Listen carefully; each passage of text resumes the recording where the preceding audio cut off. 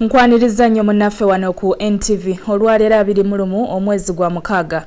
Akawungeezi kagobye Bumale era mulimu amawulire mangi nnyo ddala amanyuvu n'ageewunyisa. Toseguka kuba oluvannyuma lw'emitwe gino emikulu ngenda kugakuwa gonna mu bujjuvu.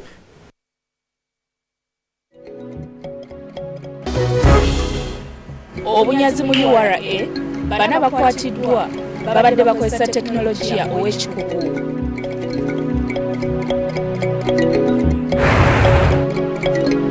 Sente z'abavubuka ebyab'e Kampala bikyuse, Kasese kati tekyalina buyinza. Okusasula abakozi ab'empewo, gavumenti yakafiirwa obuwumbi 7.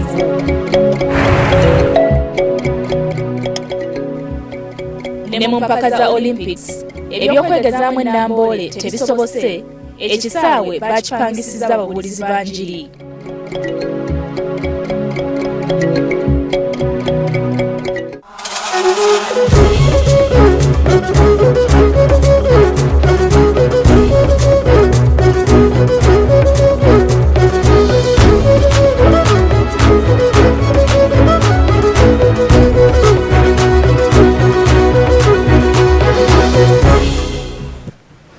Nkwaniriza nnyo nate nze Hatmanalugwa Sekaya.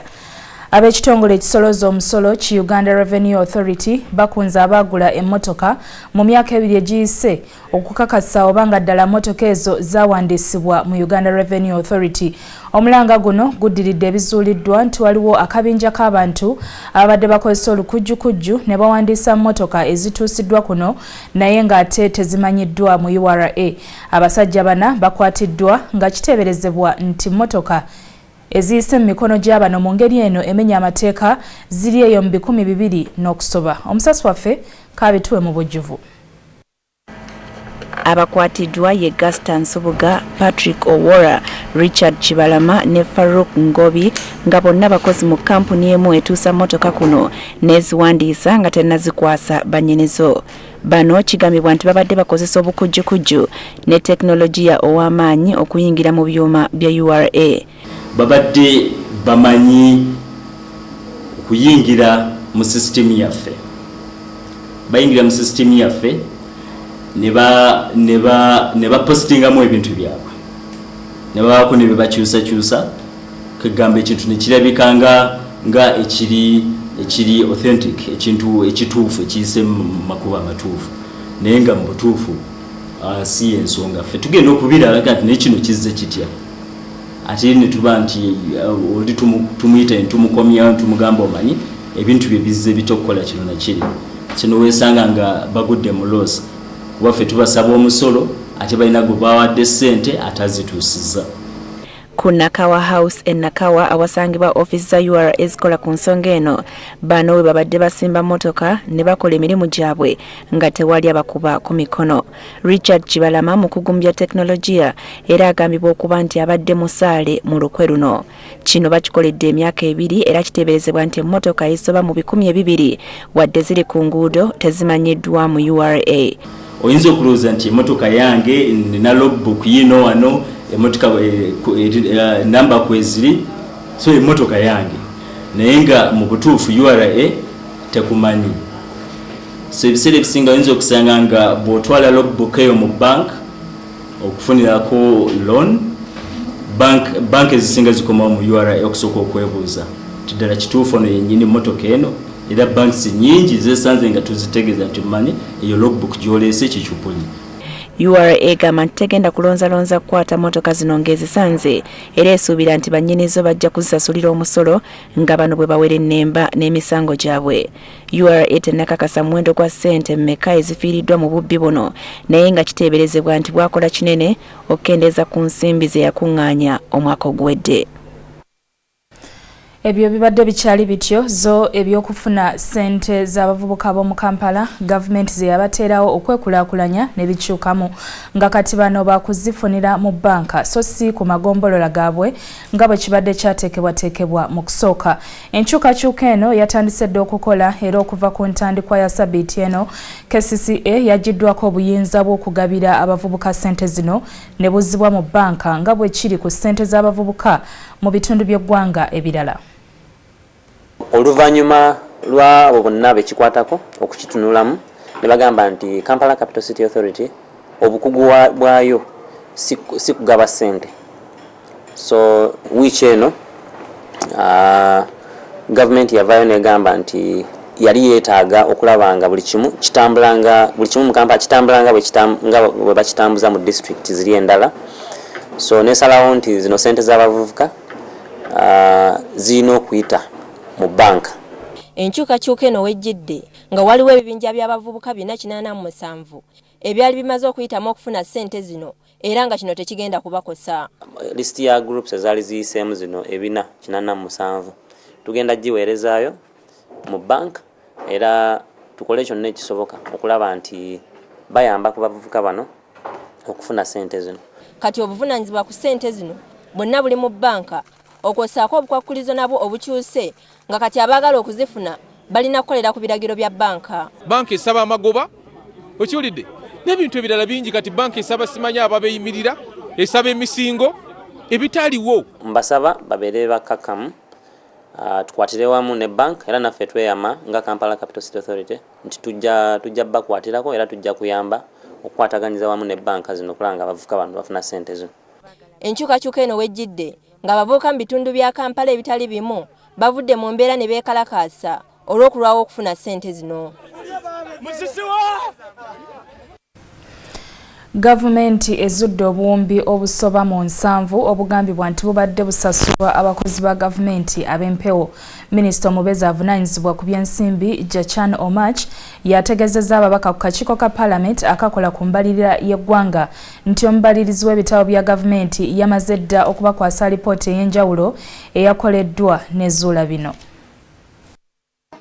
Ebitongole bya gavumenti ebitali bimu bizze binokolwayo nga poliisi, amagye, abasomesa n'abasawo nti mulimu abakozi ab'empewo.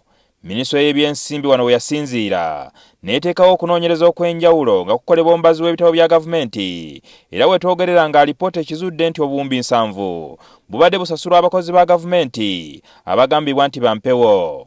The 70 billion is what the forensic audit is saying are not available. So we are looking at this. These people are not available. What they are getting is not correct. Yeah. So how do we adjust that? So we are doing that adjustment within these remaining 3 days before we close the financial year.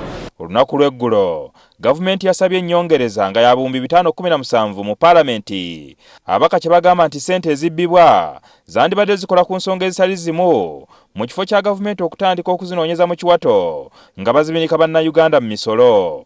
Ensonga endala kwongeza omusolo ku bizigo ng'era bamanya abakyala ffe tubikozesa n'abaana. Ekyo ndowooza gavumenti teraze kusiima support oba obuwagizi abakyala bwe bazze nga bagiwa n'olwekyo ekyo nakyo ffe tukigaana bongeze omusolo ku birala naye ekyo bakitulekere kuba abakyala tuliwo okunyirira. Abaka baagala alipoota ereetebwe mu Paalamenti bazuule abantu abayinza okuba nga beenyigira mu kufiiriza gavumenti ssente zino bavunaanibwe. Ebitongole ebinoonyereza ng'ebyakaliisoliiso wa gavumenti, ebitongole ebinoonyereza nga Paalamenti ya Uganda bivaayo ne byetegereza ensonga ate n'abantu abo gye bali ne bakwatibwa ne basobola okuba nga essente za gavumenti bazizza. Kati fwe twagala report bagirete kati si tukoze twagala okutunulako even nga tetunaba kutandika budget solo kisolo kutuyamba. For instance omuntu tulaba abantu abadde alese ekizibu ekyo nti oba minister oba muki oba PS then tumugamba ati alikulira omulimu. It is for us to make sure that people who do not exist are not paid. Now whoever has caused that, these are handled by different organs of government. But as far as we are concerned, we want value for money. Obuwumbi 7 obubbibwa nga busasulwa abantu ab'empewo oba bataliiyo singa bukozesebwa bulungi naddala mu kuzimba amalwaliro. Kino kijja kukendeeza ku muwendo gw'abakyala bafiira mu ssanya era nga wetwogerera nga abakyala 16 be bafa buli lunaku nga bazaala. Jingo Francis, NTV Akawungeezi. Webale nnyo Jingo Francis. N'egguliro eryo katugendeko mu bulango bw'abakama baffe ate bwe tukomawo ngenda kudda n'amawulire amalala mangi mu kitundu kyaffe ekyokubiri. Okulwanyisa obubbi mu Kampala, 25 bayoleddwa. Omwana w'emyezi 3 asuuliddwa ku kkubo, poliisi emuwonyezza. Olugero lwa leero lukutuusibwako Movit all the confidence.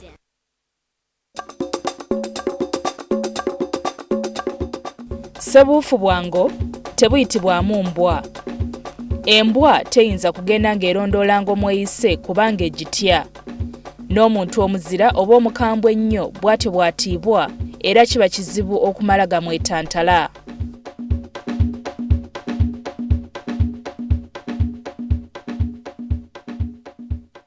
Every child all around uses Movit, yeah. Movit all the confidence.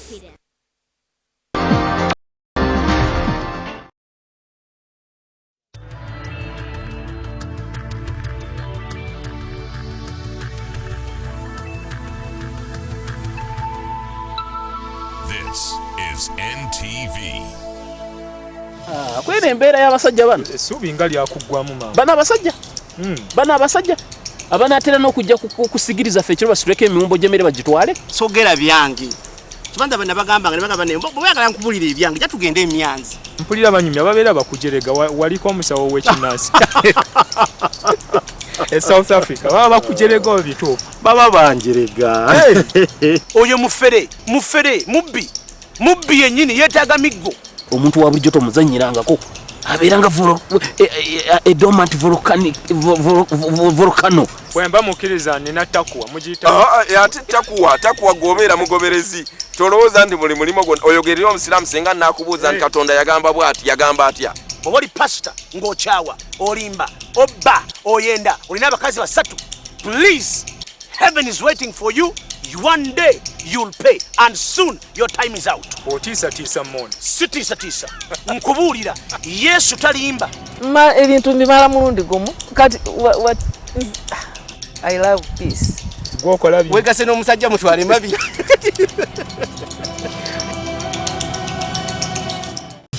Kwera embeera y'abasajja bano.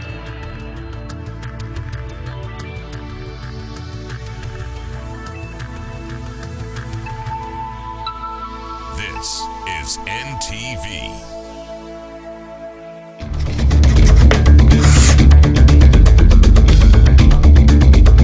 Fieldwork has been defined by different scholars. Some think it is an art. These are the blood types that are in human beings. We have A. When a chemical reaction takes place, it involves two things. We are given a straight line that has been denoted by 2x minus y is equal to 6.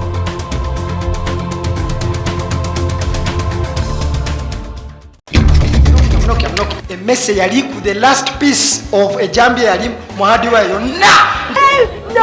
No, bloody way, holy moly. We've just met. How can I be your friend? Mr. Rajmon. Okuzimba nyumba nga kintu kizibu nnyo banange mugumire mu bupangisa. Come. I'm called Olar Oton. There's no English name. Just like resistors, Yakazol. Yeah, blame you. You have option of getting international husband. Why do you get it? New time. I'm knocking. A message yali.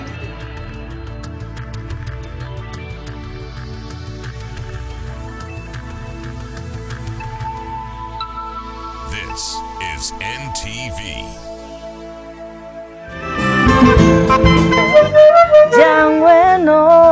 baby.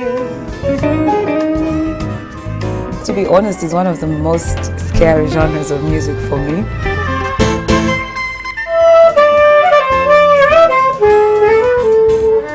For me every day.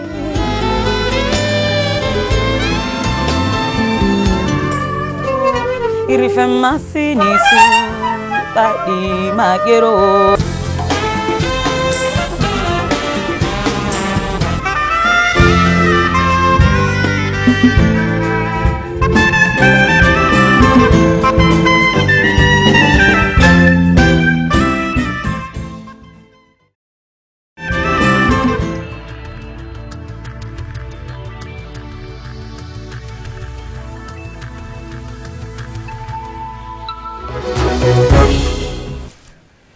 Okyali ku NTV katugende mu maaso n'Akawungeezi. Poliisi y'Ekira eriko abavubuka 25 beyayodde mu kiro ekikeesezza olunaku olwaleero era neebaggalira ng'ebalanga kutigomyanga batuuze mu bitundu bya Northern Bypass, Kulambiro, Kisasi, Tula, Chanja ne Kikaaya naddala mu budde obw'ekiro. 15 ku bavubuka bano banywezeddwa oluvannyuma lw'okukizuula nti babadde balina fayiro ezeekuusa ku kutigomya abantu.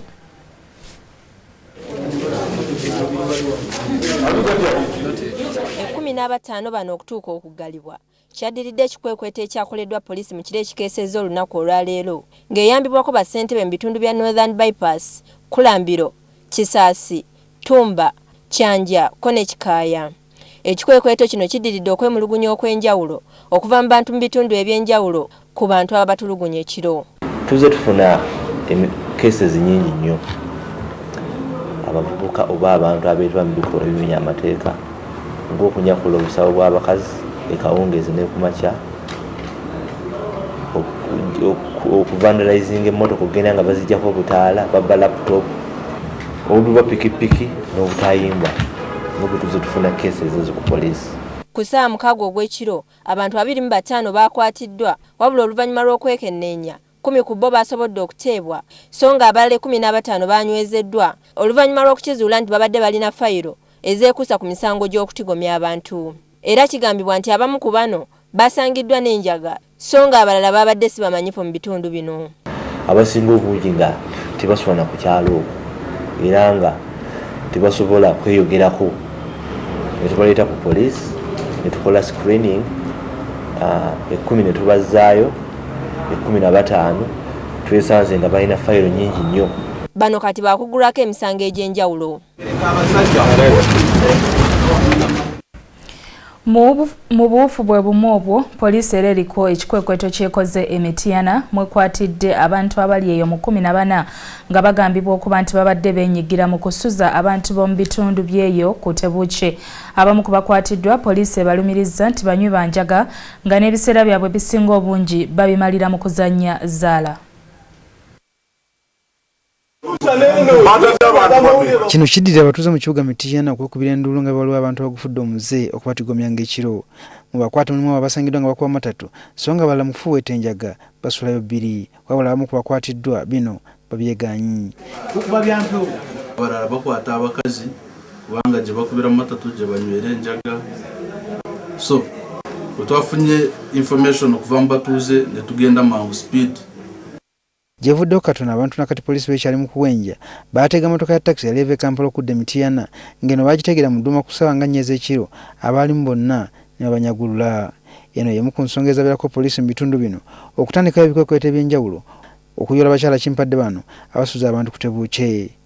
Kino tukitandiseewo okulaba nti Mityana tugikiriininga apo kubanga mubaddemu obubbi abantu abajja ne bamenya amaduuka.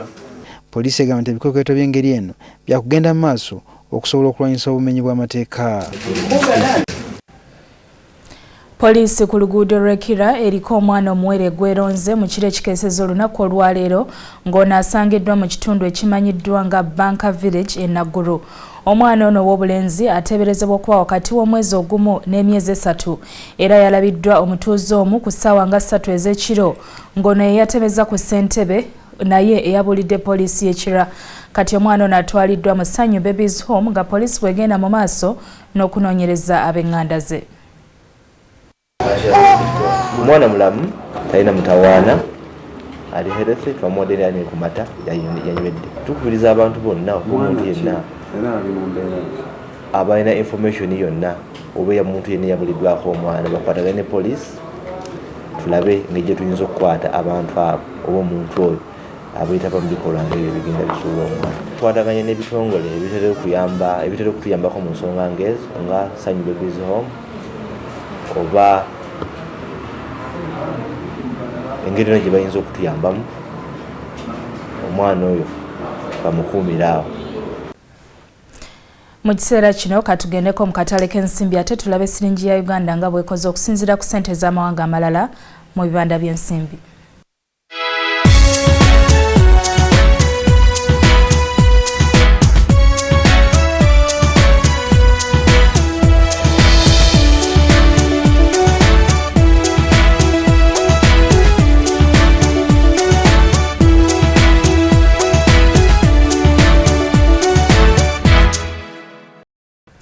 Ako kabadde katale ka nsimbi. Toseguka kuba oluvannyuma lw'obubaka buno nkomawo n'agava mu kisaawe ky'ebyemizannyo. Tovaawo.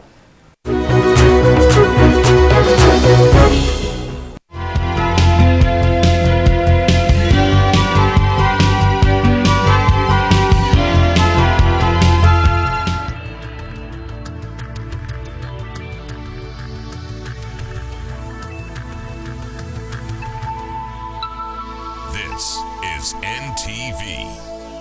Life, Chichi. What's life? Is life ugly?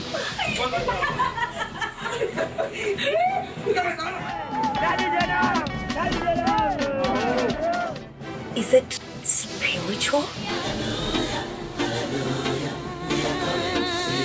Isn't it loved?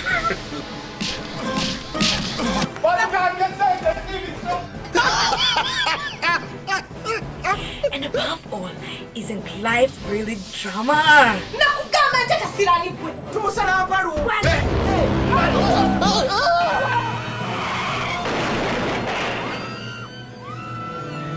Find out what life is and what it can be every Thursday at 11 p.m.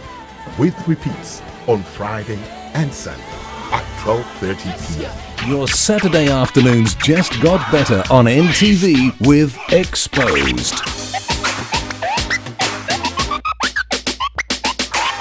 Join Cats and the Platinum DJs as they bring you some mad DJ skills and crazy video mixes. You're now rocking with the best. Catch us every Saturday as we live. We'll take you through an experience.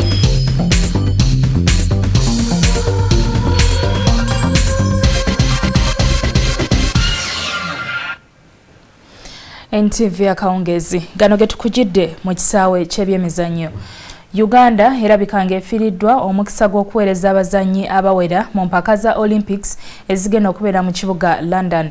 Kino kiddiridde ekisaawe ky'e Namboole abaddusi bano gye babadde balina okwegerezaamu ate okukipangisa ababulizi b'enjiri nga bano bagenda kukikozesa ku nkomerero ya sabbiiti eno. Kino kireese abakulira omuzannyo guno mu ggwanga nga basobeddwa. Abaddusi ba Uganda basubiddwa omukisa ogusembayo okwegezaamu okusobola okwetaba mu mpaka za Olympics ezigenda okubeera mu kibuga London ekya Bungereza omwezi ogujja. Ekisaawe Namboole abaddusi babadde balina okugezesebwa kitegerekese ne kipangisiddwa ababulizi b'enjiri bwe batabakulira omuzannyo guno ne basalawo okwegezaamu kuno bakuzze ku kisaawe Makerere kyokka nga bagamba nti ekisaawe kino tekirina bisaanyizo. So whatever time you run in Makerere will not be considered in the cases of sprints. Because the bottom line for sprints, qualification for sprints is you have to use the electronic timer. So you can't use the electronic timer in Makerere.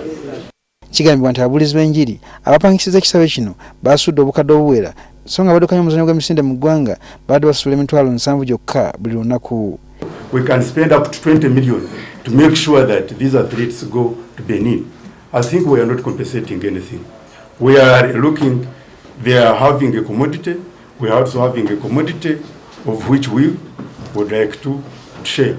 Ebyo nga bikyali awo ekibiina kya Uganda Olympic Committee kiwadde abaddusi $600 nga za kugula tiketi zinabasobozesa okugenda mu ggwanga lya Benin okwetaba mu mpaka z'emisinde za Africa namwo omulala ndi wabanaagenda okwetaba mu mpaka za Olympics. Omugenzi John Achibwa ye Munnayuganda yekka yawangula omudaali gwa gooli mu mpaka za Olympics ezali mu kibuga Munich ekya Germany mu mwaka gwa 1972. Empaka za Euro nga muno mwe mwetabwa amawanga g'okulukalu lwa Bulaaya ziyingidde oluzannya lwa quarter final. Agamu ku mawanga gamaze dda okuwanduka so nga amalala gayise ku lugwanyu. Kati katutuuseeko ku zimu ku ggoolo z'oyinza okuyita ensajja ezakateebebwa mu mpaka zino.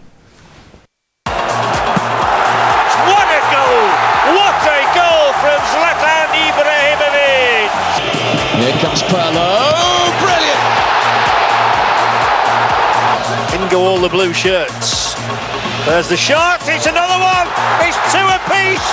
Theo Walcott has been on the field for 2 minutes and he's put the ball into Sweden. Schweinsteiger laying up for Gomez again, who has the confidence and the class. What a fantastic goal. Poland, Ronaldo, cool as you like. Gerrard is Carroll, what a goal! Walcott who's quick enough to get between the two defenders to clip it across. Welbeck! They needed that a notch. Diamante to deliver over Thiago Motta. Balotelli! Italy have won it.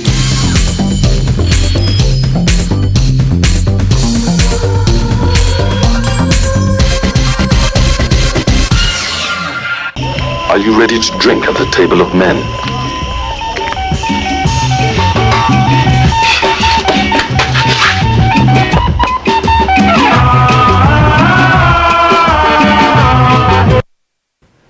Ago gabadde mawulire ga byamizannyo. Obudde olwaleero obusibye bwe butyo bwakikomesi bwakikome akasana ne kaaka ne kati ate katulabe entebereza y'obudde y'olunaku olw'enkya.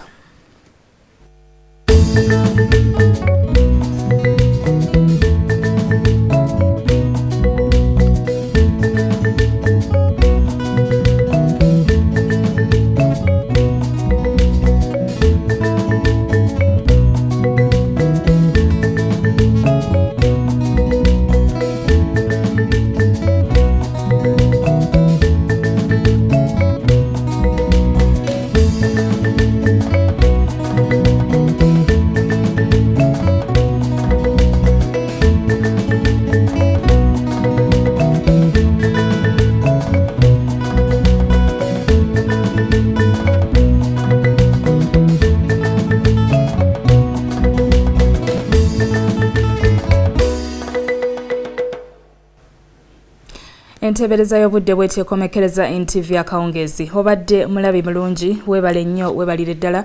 Tojjanga okuwone ku ssaawa 3 tukola bw'otyo kutuusaako amawulire amalala mu lulimi Olungereza.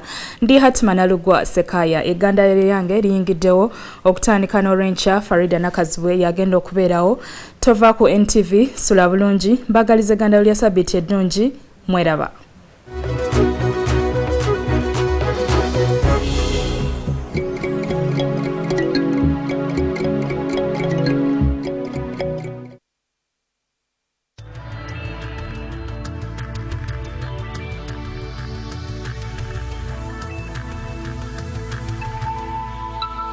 This is NTV.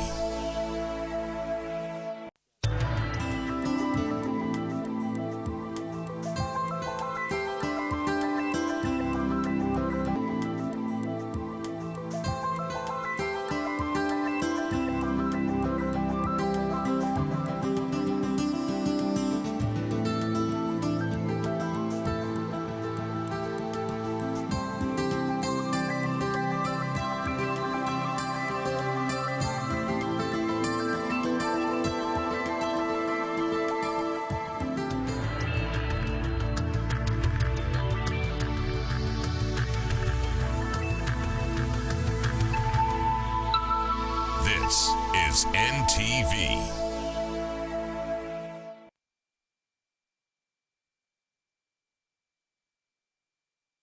Hello and welcome to this edition of the Art and Design Show. Coming up, we get up close and personal with a renowned playwright.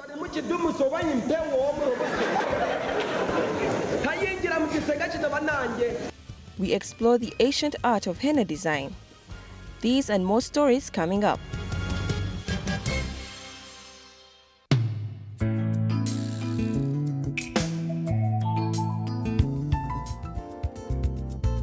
In this part of the show, we meet renowned playwright Alex Mukulu, and he talks about the plays he has written and the reasons behind them.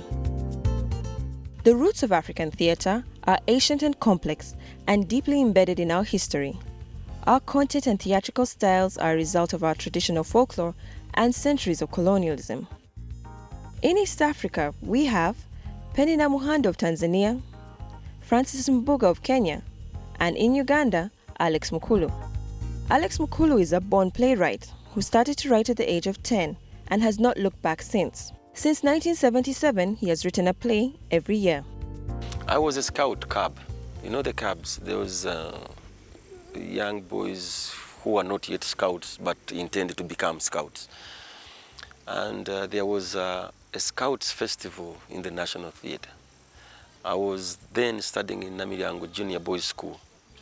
So the sisters, the nuns,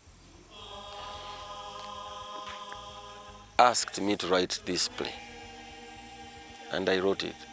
It was called Kabangala Sasud. Kabangala is my grandfather. There's legends about him that he did something which caused him to be nicknamed Kabangala Sasud. 30 Years of Bananas and Radio Mambo Bado are notably the most famous of his plays.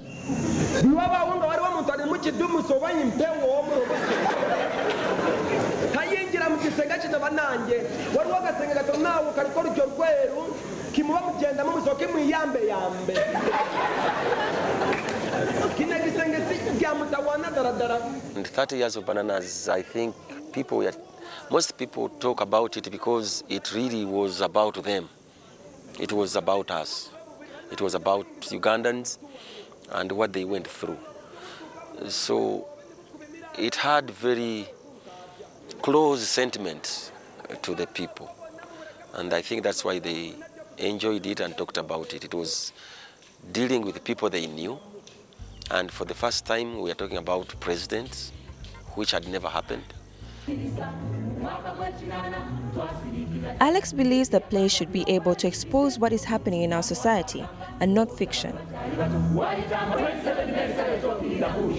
You must have something that makes you angry. If you have something that makes you angry, then you have a reason to write something down.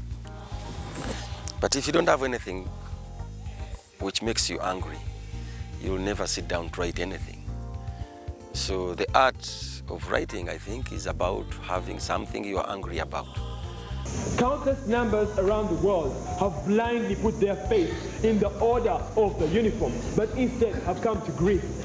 Is this what you wanted for this country? Alex does insist that plays should be written to depict on what is happening around us, rather than fiction. Some people write about things they don't know about. For example, you write about millionaires, you know, when you are not. You act being a doctor. You know, you write about the hospital when you really don't know anything about a hospital. You write about a bank when you don't know about it. You write about marriage when you don't know anything about it. So the difference is that I don't write about anything. I don't write fiction. I write things I've seen, I've known. Perhaps there's a little exaggeration, but normally they are things, history, characters I know, girlfriends I have been with, my friends. So I really bring those people I know.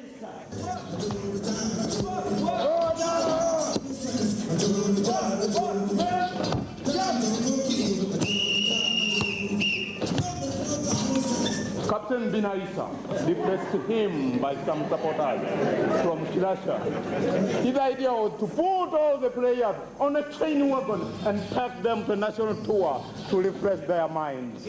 Just as Alex once said, people are sharpened by people just as steel is sharpened by steel. And with more than 30 plays under his belt, he still believes that his best is yet to come. Every well-done thing inspires me. And there are people who do good things. In terms of music, you can mention lots of people. Huma Sekela, I like Huma Sekela, inspires me. I like Yosundu, Serif Keita, I like Miriam Makeba, I like Manu Dibango.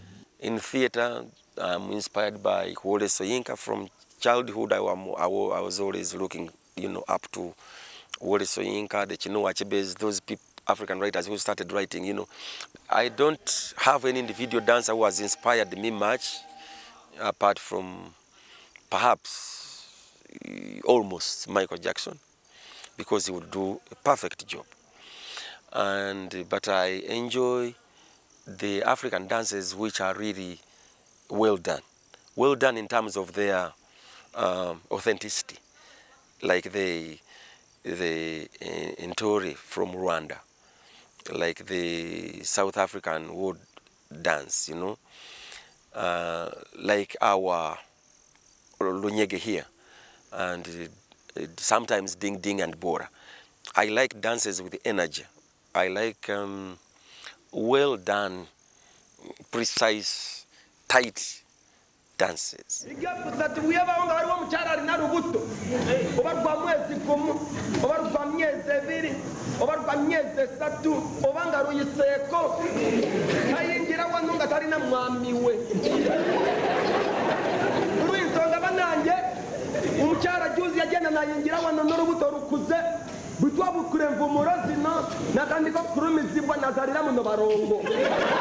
Alex's dedication to his art is so good that people find it hard to discern whether he's serious or not.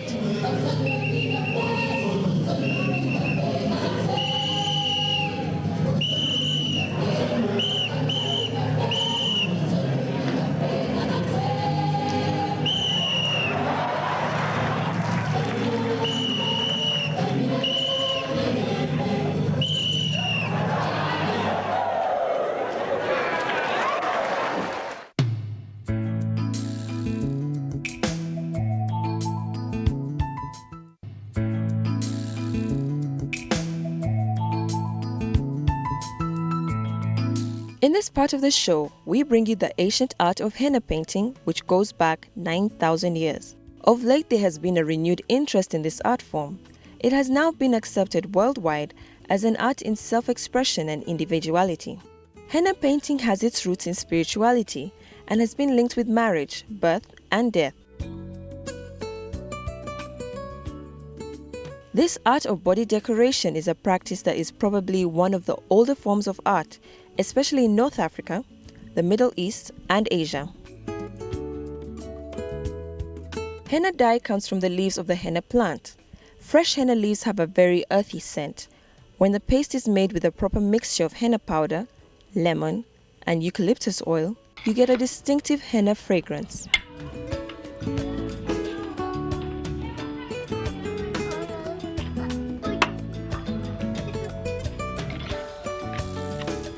Many professional henna artists today draw their designs from all the diverse cultures they encounter and infuse them into their work.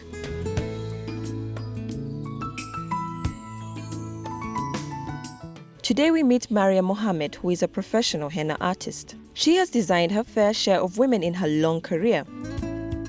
Mariam's skill has obviously grown over the 10 years she has been practicing, and she plans to open a henna design school. To the untrained eye, the process may seem chicken feed, but don't be fooled. It takes a lot of skill to get the patterns and designs neatly placed onto the body. Mariam, because of her experience, makes the whole process seem so easy and fast. Her skilled strokes take you on a pleasant and hypnotic journey. Upon arrival at her home, we are given a brief background on henna design from Mariam's daughter, Kamar. They mix it with thinner. They first pour thinner in it, then again they pour water, then they mix it, and it's left for some time to produce its color. If it's shining, we can put it outside so that it can get a little bit heat, or you can put it next to the fire. After some time, and there are two colors, the red one and the black one. The red one is mixed the way I've told you, and the black one, it's mixed as in with only water.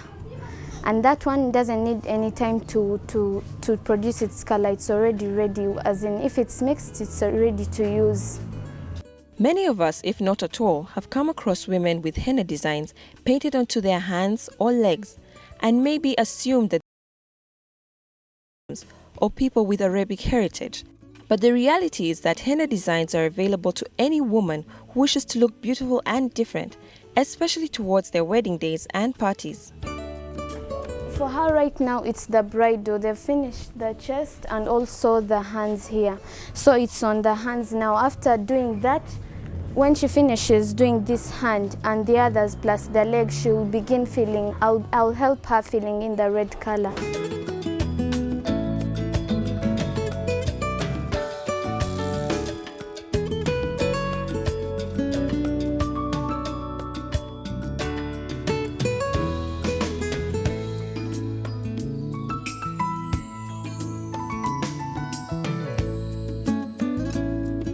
is important to note that these designs are not permanent, as the skin exfoliates over time, causing the henna design to fade. If you want them to stay longer, we've got a few tips for you. You don't have to do a lot of work for it to go off. If you want it, you can keep it. You don't have to be in water all the time so that the color stays there. And after it dries and they finish for her right now, she'll put some Vaseline or Vicks for her to bring out the color. Henna is an all-natural, healthy way to explore body art. Some people believe henna brings good luck and prosperity to the wearer. So go on and get yourself a henna design. Not only will it enhance your beauty, who knows? Maybe Lady Luck will shine on you.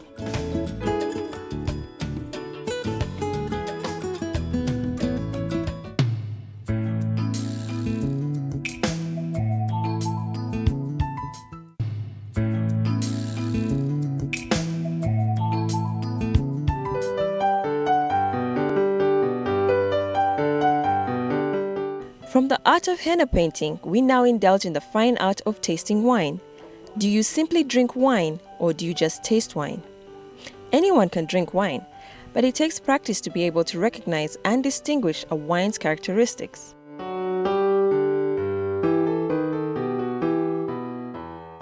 If you are new to the wine arena, you may be confused by the jargon on the wine labels, not confident when ordering wine at a restaurant, or making a selection for a special occasion and unsure of what the difference is between a rose and a blush wine.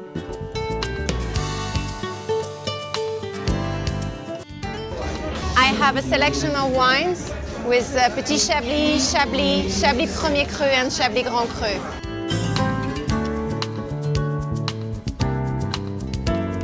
On this week's show, we get an exclusive opportunity to chat to a wine cellar master, who may be referred to in layman's language as a wine taster. The anxiety of picking up the perfect wine to accompany food can often be paralyzing. Understanding the characteristics of wine relate to its body and taste will make choosing the right wine easy. So the first step in the Chablis region is the Petit Chablis.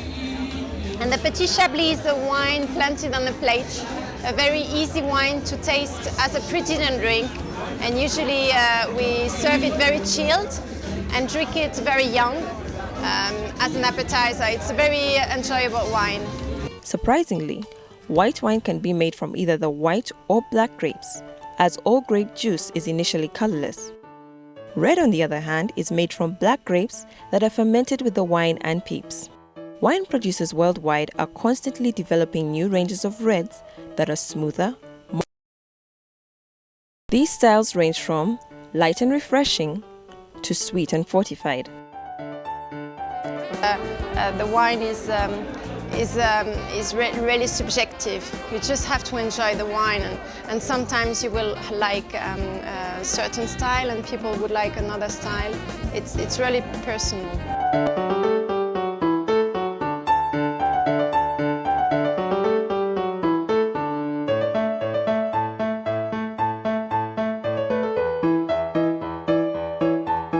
Wine supplements a meal, bringing out the flavor of the food characteristics of the wine simultaneously.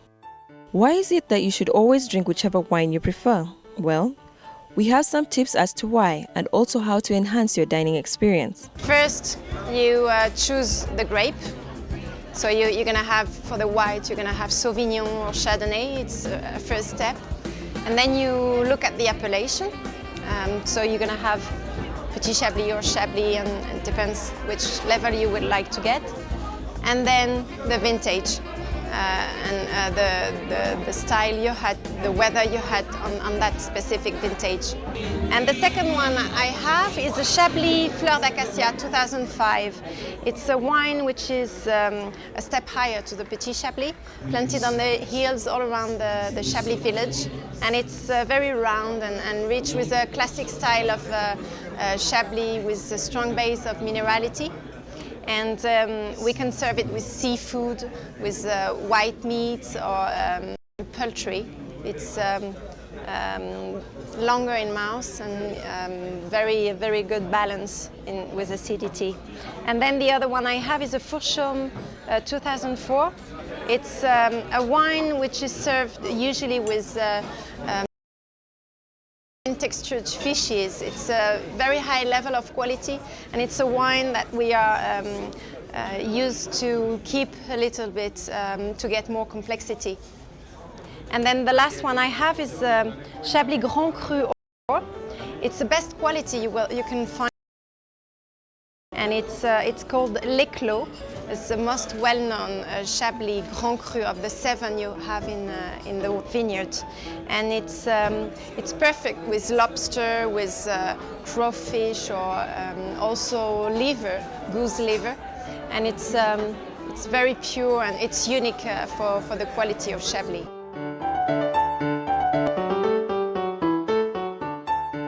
Well, there are some rules about matching wines with food. It is important to satisfy your own taste first. A general rule is that reds are great to drink with heavier meals, and whites are suited better for items lighter on your palate. And then if you go up into the range and taste a Chablis or even a Fourchaume, you will wait after 7 to 10 years to get the full complexity of the wine. And for the Grand Cru, you can wait until 10 to 15 years. So then you will expect a characteristic from the vintage. But first you have to know exactly what kind of appellation you're drinking. And there you have it. Next time you are shopping for wine, do note the best way to gain a sense of appreciation is by trying different wines.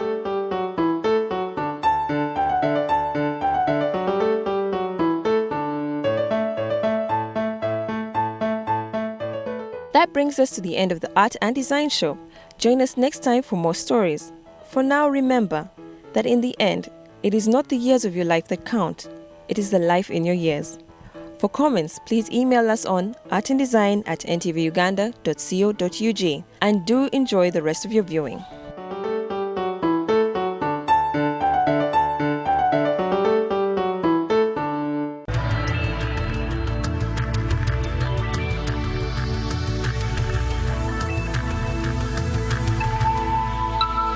This is NTV.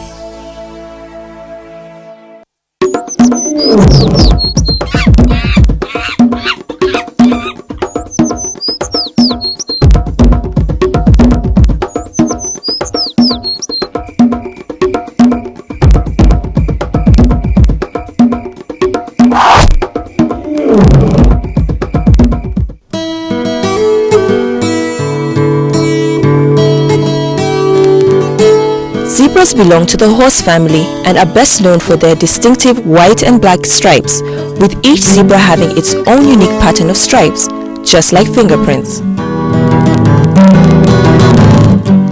There are 3 species of zebra: the plain zebra, gravy zebra, and the mountain zebra. Zebras generally stand from 4 to 5 feet at the shoulder and weigh around 300 kilograms. The largest species, gravy zebra, can weigh up to 450 kilograms.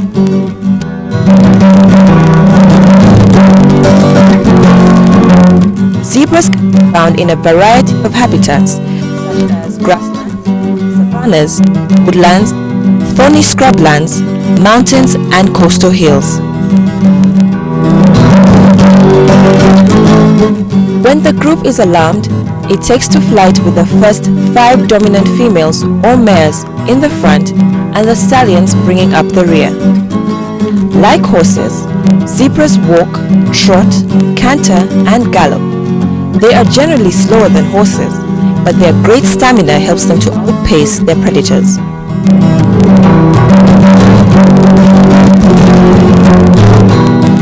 Bachelor males either live alone of other bachelors until they're old enough to challenge a breeding stallion. Like most animal species, female zebras mature earlier than males, and a mare may have her first foal by the age of 3. Zebras have a gestation period of 12 months.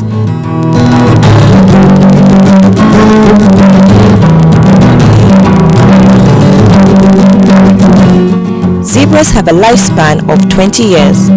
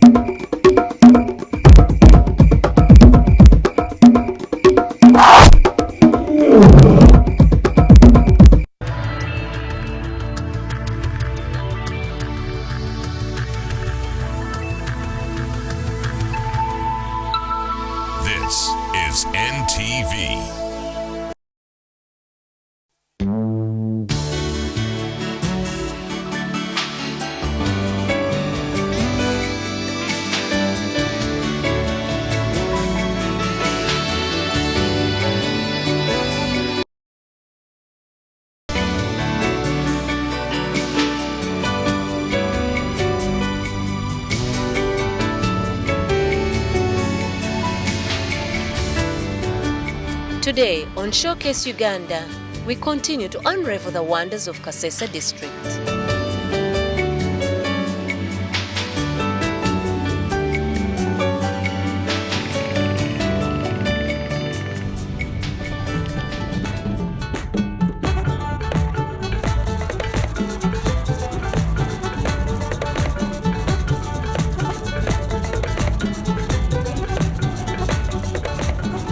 At the end of our tour to Lake Katwe and the drive through Queen Elizabeth National Park, we retire for the night, marveling at the potential our country has, and we are reassured that there are better times in store for the future.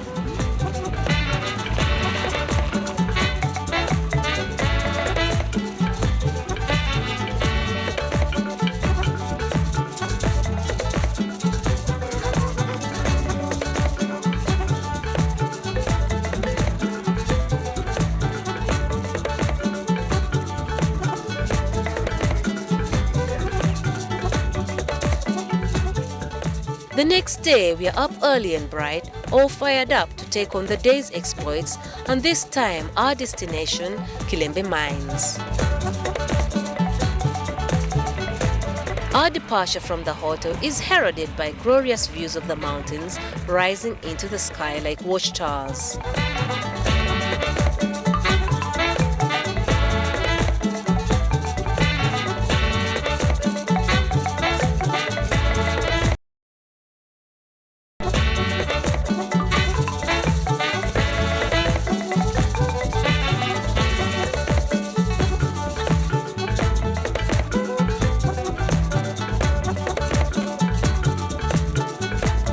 As we look at the homes scattered all over the mountainside, we wonder what it is like to wake up each day surrounded by such spectacular views.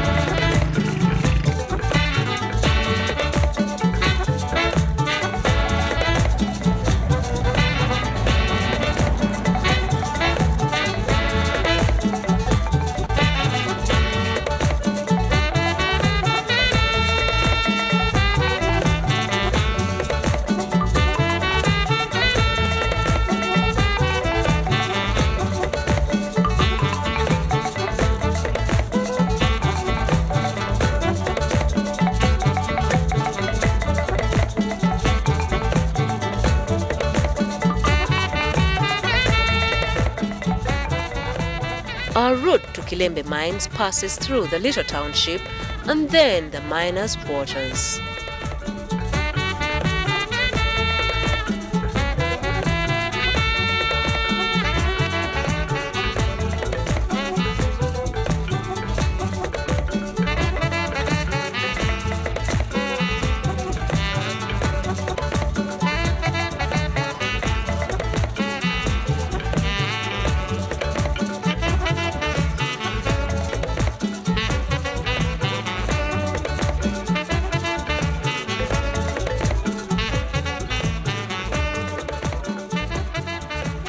Though the buildings in the estate are old, it's obvious that the people have seen better days.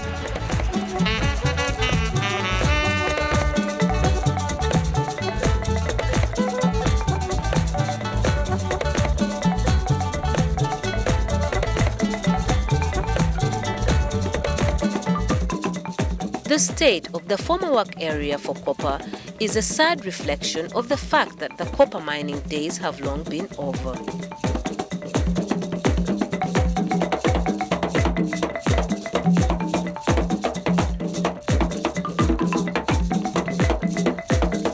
When we reach the mines, we find that there is little activity going on.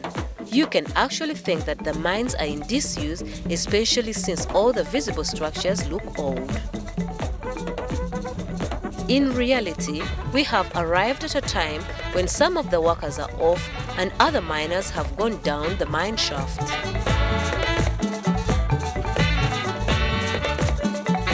At the moment, a number of commercial activities are carried out in order to keep the mines running. These include a foundry, whereby metal scraps are melted down into liquid metal in furnaces and then cast into new metals and shapes.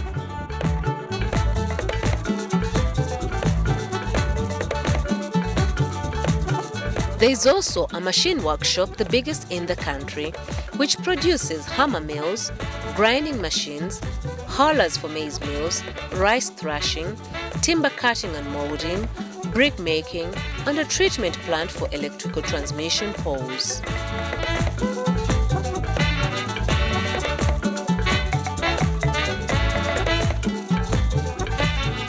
The company has constructed its own hydroelectric power plant on Mubuku River and is able to produce 5 megawatts of electricity for its own use, as well as a surplus which is supplied to Henna Cement Factory. And Henna Cement industry is ever paying us 200 million shillings per month and above.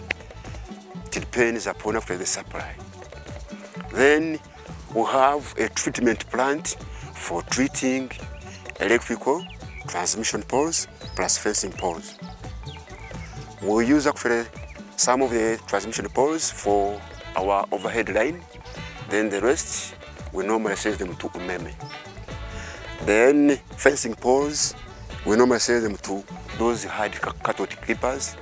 Just an example in Bushenyi people and Mbarara.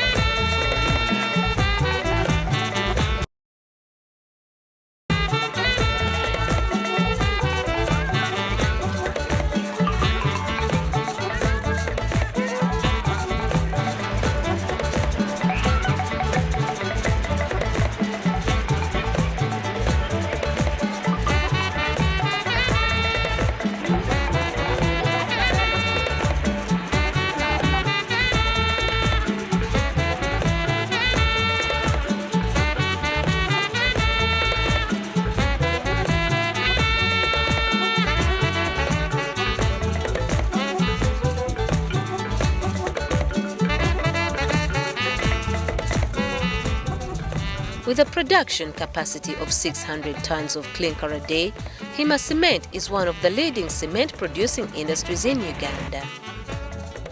It employs over 500 workers and serves the Ugandan market, at the same time exporting cement up to the Congo. Currently, the mines employ 130 permanent workers and 200 casual laborers, all engaged in different types of work.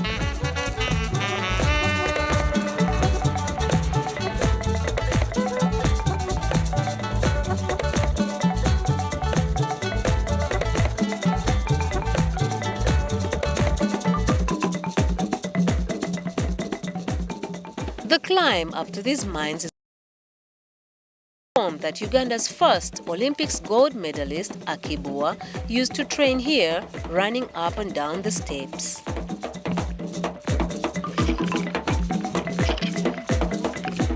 And most of the workers underground, they are under care and maintenance of the mine. Example, we have pump men who are pumping water on a 24-hour basis using very powerful pumps. We have timbermen who are supporting some places which are almost collapsed by using treated timber. We have some mechanical people, electrical people, who are trying to maintain those machines, especially lifts, which normally take workers to various levels. Open cast mining is another activity carried out at the mines.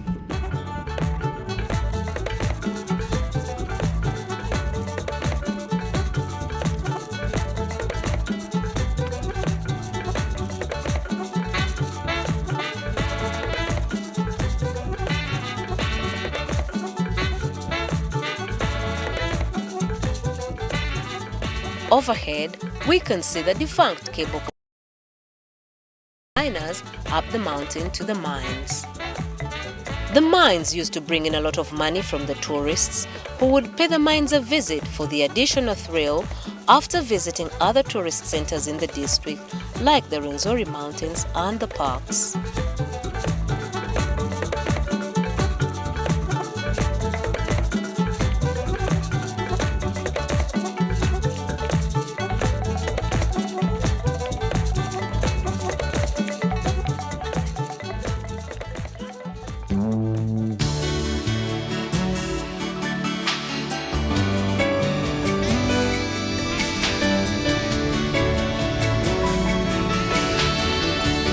When Showcase Uganda returns, we stroll through the quaint Kasese town and make the acquaintance of the Bakonzo.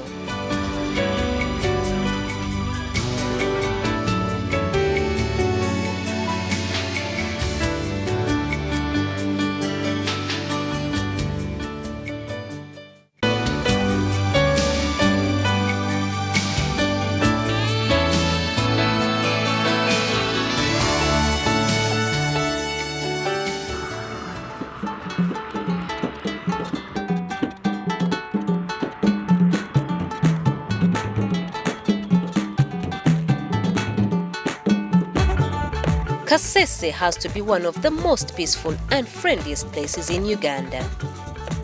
It's located on the eastern foothills of the Rwenzori Ranges, overlooking the Great Rift Valley. The inhabitants of Kasese are the Bakonzo, but the district has other ethnic groups like the Banyankore, Bachiga, and Bamba.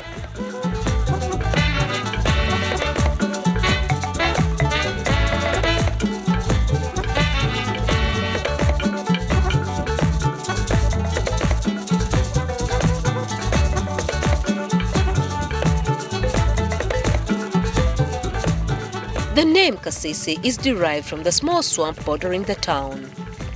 In Rikonzo, a small swamp is called Kasesa, while a big swamp is called Echisesa.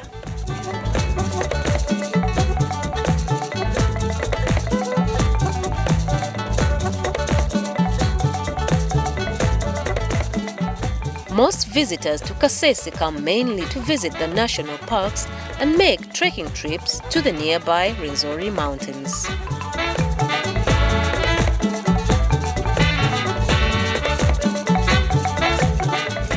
A stroll through the town will reveal plenty of well-stocked shops from which to buy food provisions for those trekking into the Rwenzoris.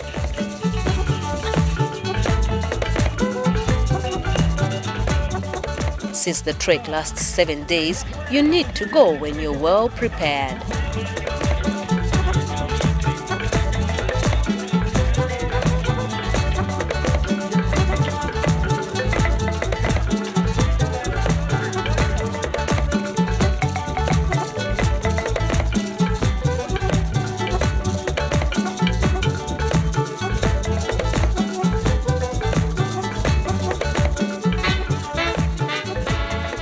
There is also a marketplace with fresh and dried produce in case there's something extra you have not found in the shops.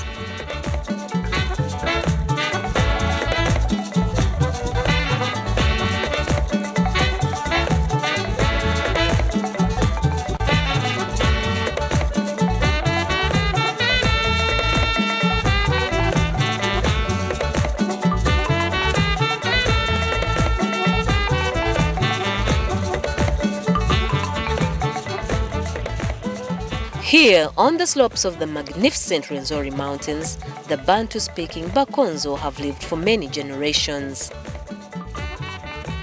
The Bakonzo culture is adapted to the steep slopes and climate of the Rwenzoris, which they share with the Bamba. Over 85% of the population is peasant farmers engaged in subsistence farming for food supply, but with some surplus for sale.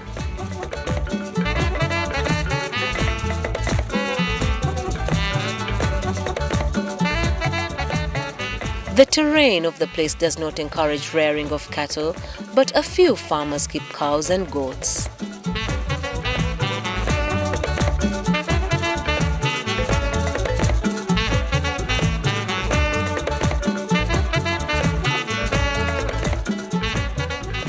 The staple food for the Bakonzo has for a long time been yams, which are taken with green vegetables.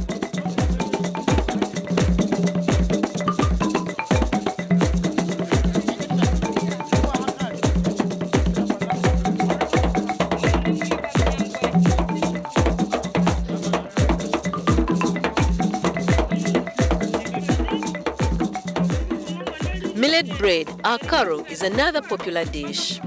Akaro is extracted from dried millet grains, either by using the traditional means of grinding on a smooth stone or using modern ways of a grain milling.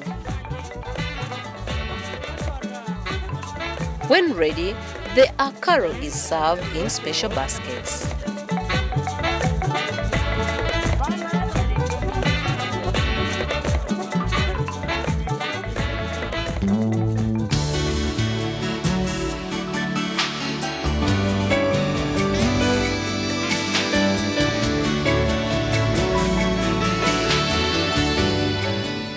When Showcase Uganda returns, we discover more about the culture of the Bakonzo.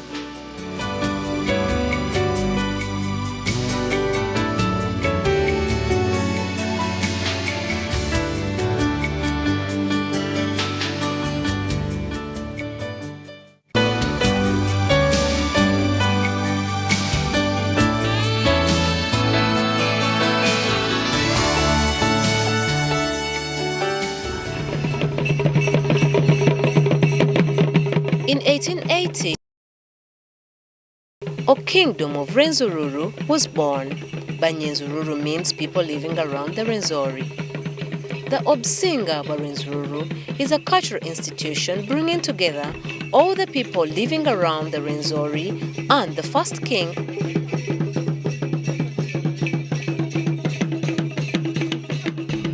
Unlike other tribes in Uganda whose traditional kingdoms have been restored as custodians and defenders of culture, the Bakonzo are still patiently waiting for their Rwenzururu kingdom to be legally ascertained by the government of Uganda.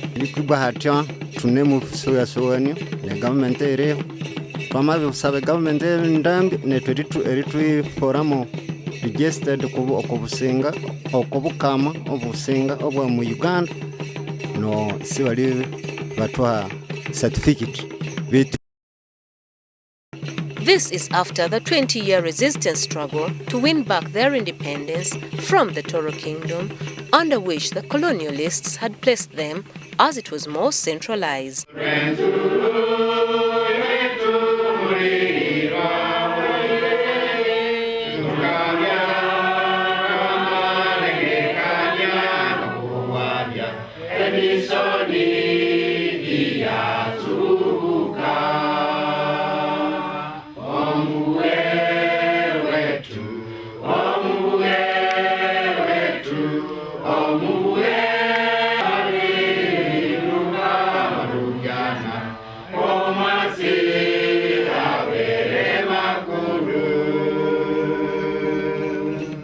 The Bakonzo have maintained a form of government based on a parliament of elders headed by the Omusinga, who is at present Charles Wesley Mumbere.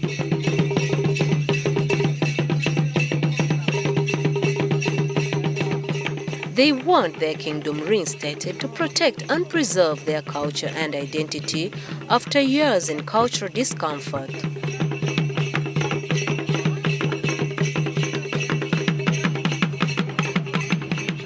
As a visit to the Kingdom Palace soon reveals, the Kingdom regalia has been preserved for that time when it will all be restored to its former glory.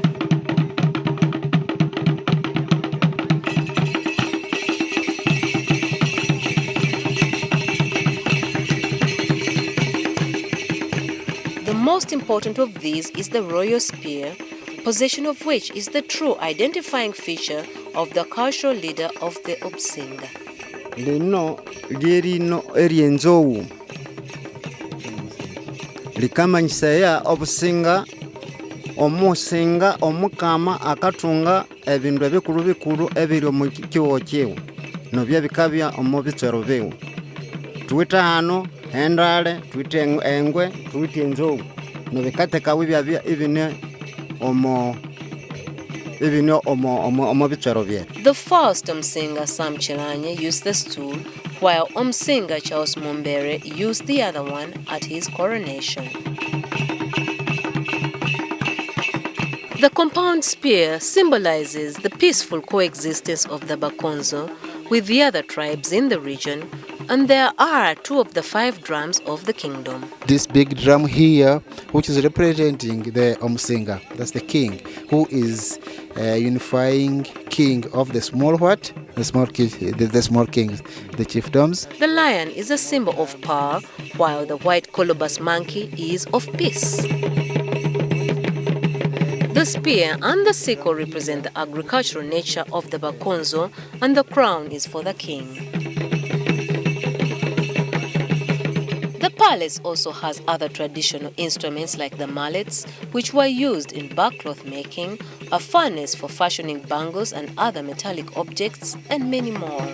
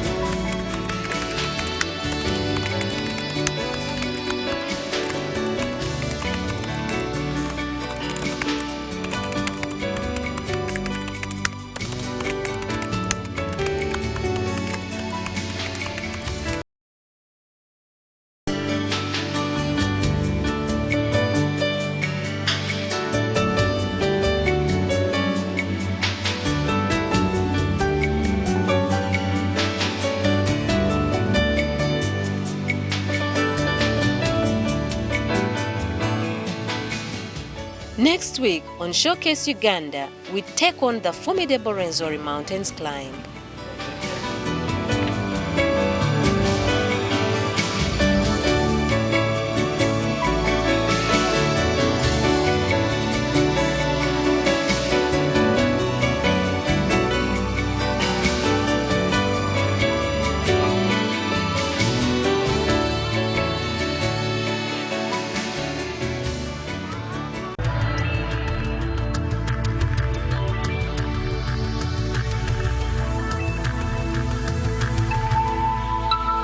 This is NTV.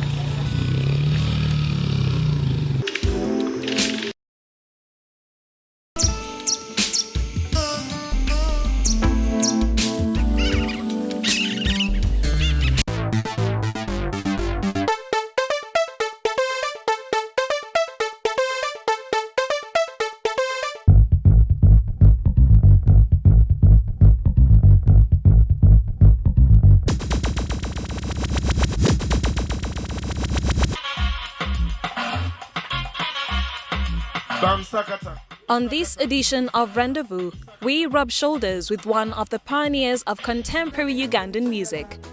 Also thrilling dance moves in corner dance. And get to know which videos rule this week's Rendezvous chart.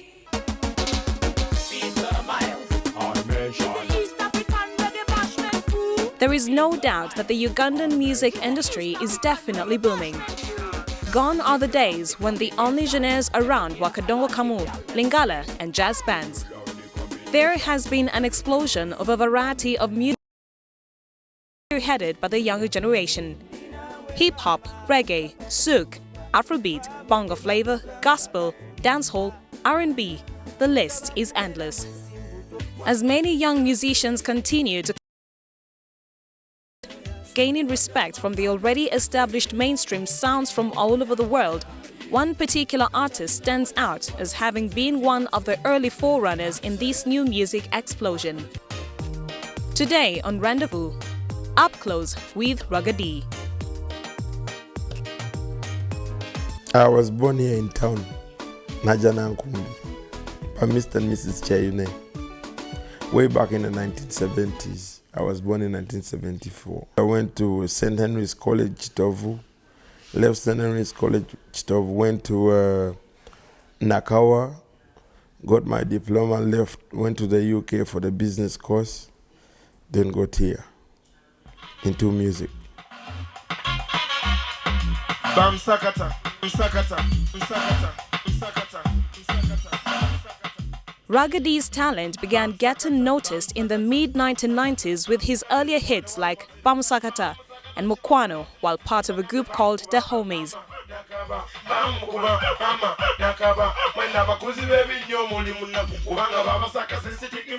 I used to sing in the school choir in Buganda Road and went on to become the Minister of Entertainment in St. Henry's College. So still I became a DJ in Nakawa, ended up with DJ Berry and Renzori Ballroom.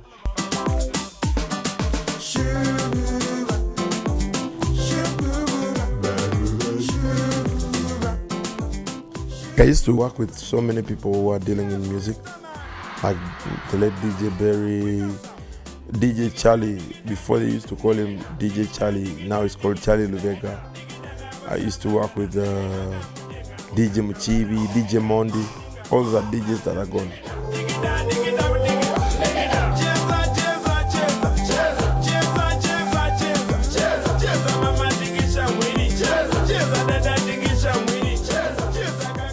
In 1994, Rugga D released his first 10-track album entitled Mukwano Jangu.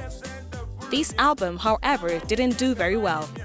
In 1995, he released his next album also containing 10 tracks called Bam Sakata.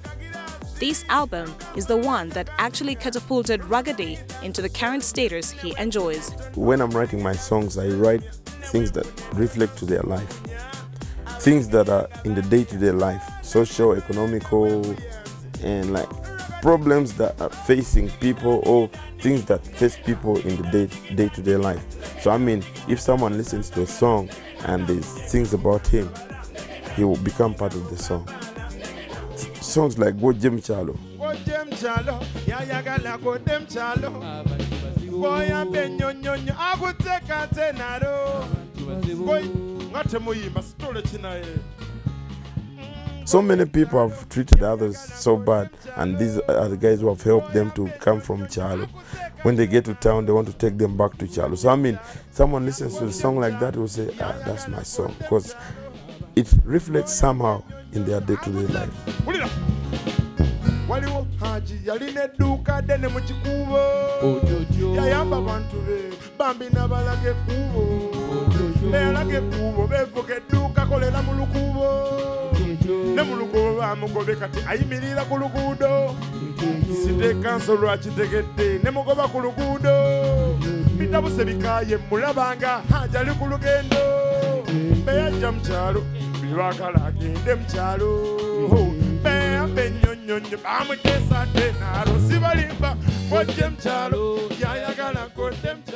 My music is not Congolese, as anyone would say.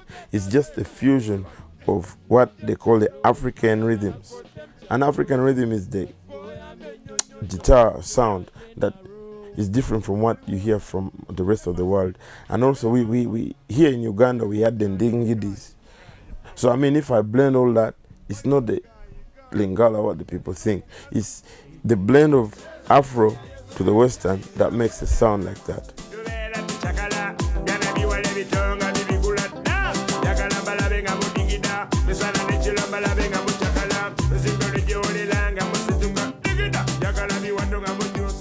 I'm a versatile artist. I blend all kinds of music together. I do reggae, I do raga, I do hip hop, I do R&B, I do Afro. But I mix Afro with the Western styles to make something good. Since his debut album, Ragadi has gone on to release 16 more albums, which include Bamusakata, Muchala Tokaba, Farida, Carry On Don't Stop, Sissy, Njagala Dance, Mbawe, to mention but a few. Ragadi has cut himself a niche in the music circles as a musician who employs clever rhymes with a heavy touch of humor, both in the actual song and in his performances, making his music both pleasant and fun to listen to.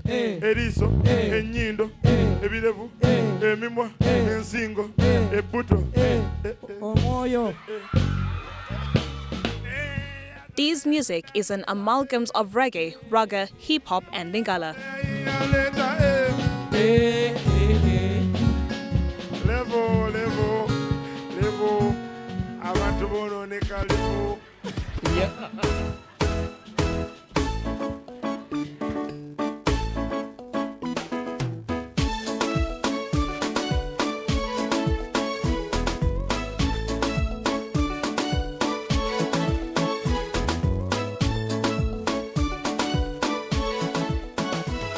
I just look at day-to-day lives of people, about my kids, about my friends, about what is happening in the world, like in the day-to-day world where we are.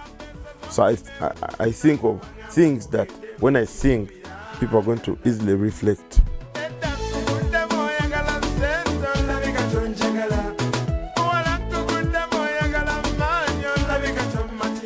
People in Uganda, not all of us understand Swahili so much. And not all the people understand English so much. So I mean, I mix in. Now like my new album, I have a little bit of French. There's Rwandese, there's Nyankore, there's Swahili. I mean, mixing things so that people, you do not only look at one kind of people, but we're looking at a general kind of population that can listen to the music. Amongst the 17 albums released, Digida has been the most challenging for Ragadi. The Digida album was a little bit tricky for me because I did it here in my house, but to voice it, I voiced it with Steve Jean. So I did the sound, the beats myself. Then I had to go to Steve Jean's studio to do this, the voicing.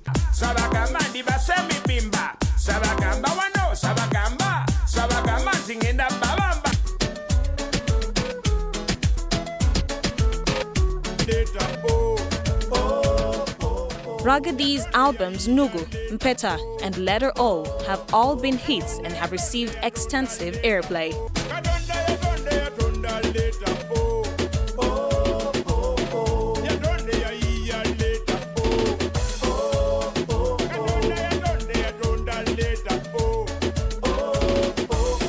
Life is full of opportunities as well as challenges. Ragadi has faced his fair share of challenges along his music career quest. There are so many, and mainly caused by these new upcoming artists. When they come up, it's like they use your name as a ladder to become big. So I mean, all they have to do is they say, I'm going to do a style better than Ragadi.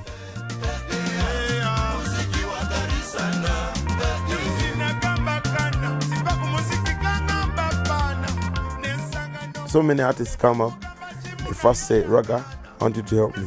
You help him, he does the same style like you're doing. After doing it, he says, I'm bigger than that guy. So I mean, to me, I've seen this for so many years, and it no longer changes me. I can give you a hand. I know you can never be, even if you go taller than your father, you can never be your father. As one who has been at it for quite a while, Raggedy feels obliged to offer a few words of advice to all aspiring and upcoming musicians. You need to take time to know what the music is, what kind of music you have to do for the people, what kind of age are you going to sing for.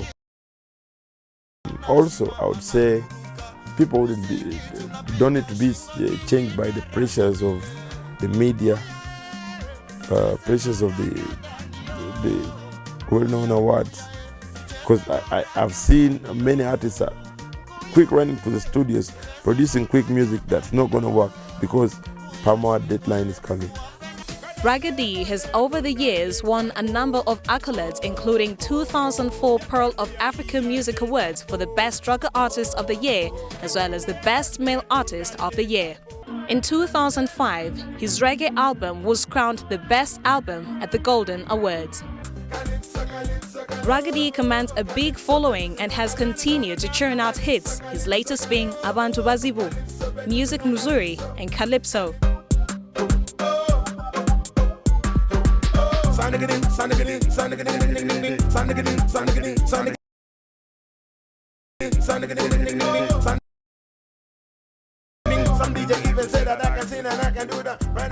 Apart from being like Shabba Ranks, Barry Simmons and Luther Vandross, Raggedy has much respect for mentors close to home like Moses Matobu of the Afrigo Band.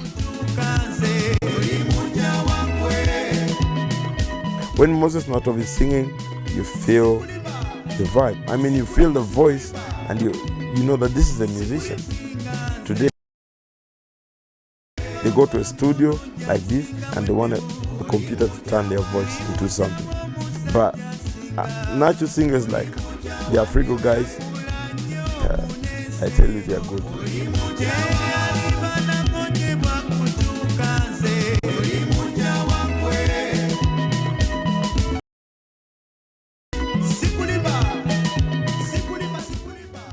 All in all, Raggedy is a force to reckon with in this region's current music renaissance.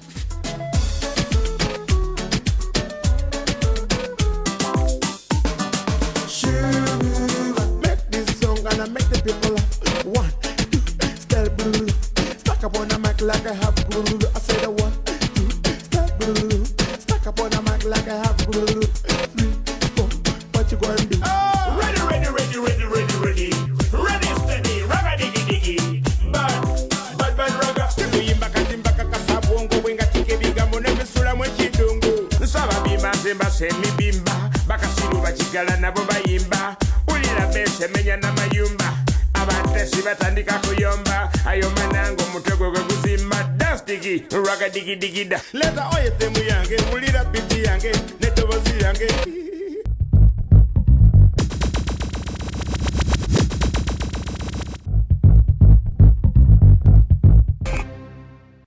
Coming up on Rendezvous.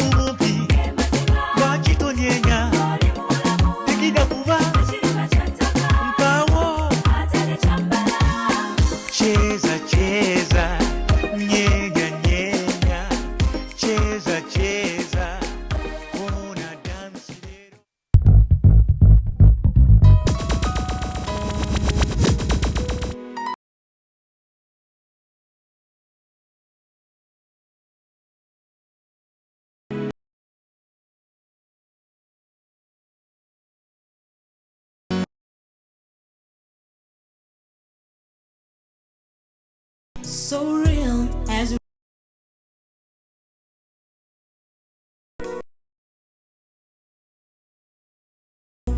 seem to rule.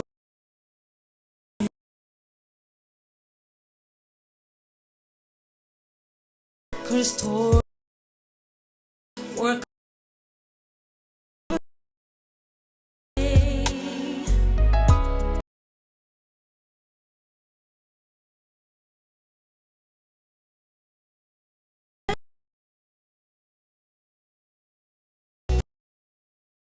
That's my sin. All I can say.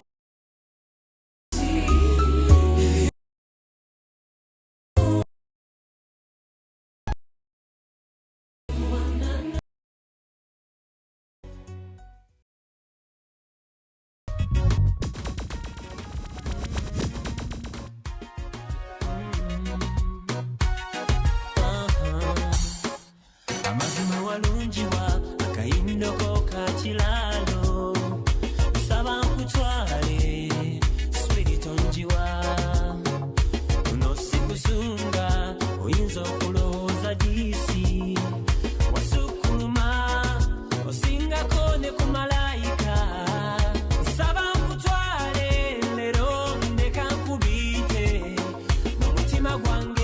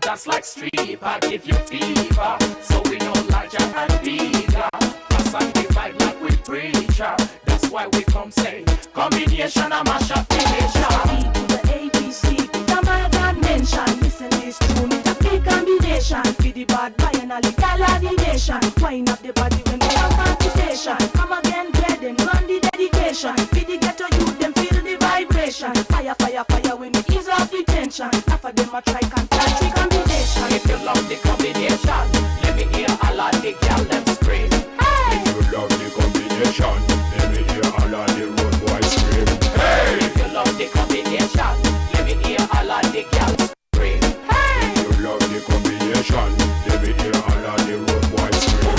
Hey! Listen with the wicked yes, we got step on a place and mash up the place. Birmingham to New York, they must hear that. It's a bigger government with a bigger judgment. All them Babylon and hypocrite.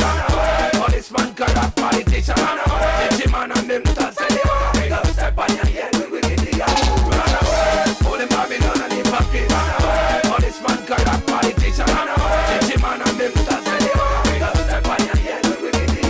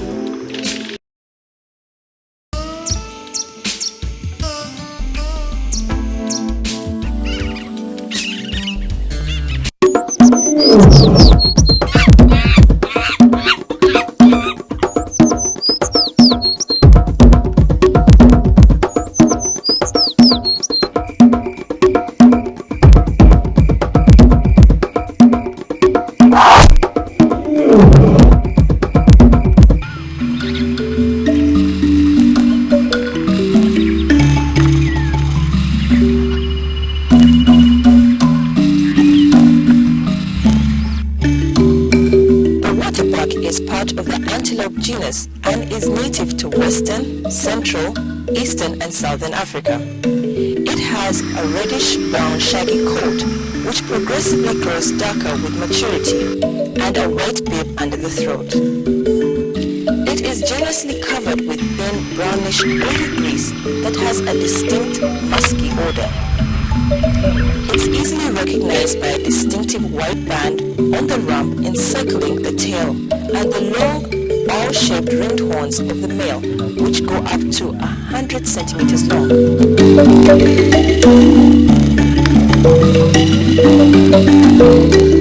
The female has no horns.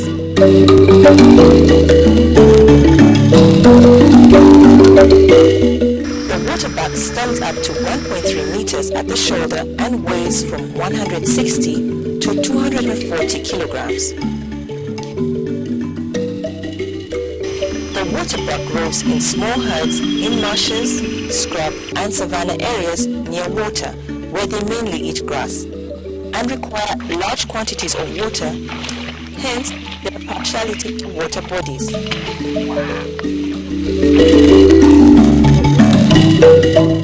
The waterbucks share a social life similar to that of the corps. They are territorial, and a herd usually has one dominant male with numerous females. Young males form bachelor herds, which are a training ground for the bucks to perfect their skills in order to go and fight the dominant male and take over the herd of females. This is part of their training process, and they will choose a partner according to their horns, which must be the same size. These wrestling matches are preparing them for a major territorial fight with a dominant male in order to take over a leg in the traditional breeding grounds. Waterbucks will give birth to a single calf after a 7 to 8 month gestation period. Waterbucks have a lifespan of 18 years.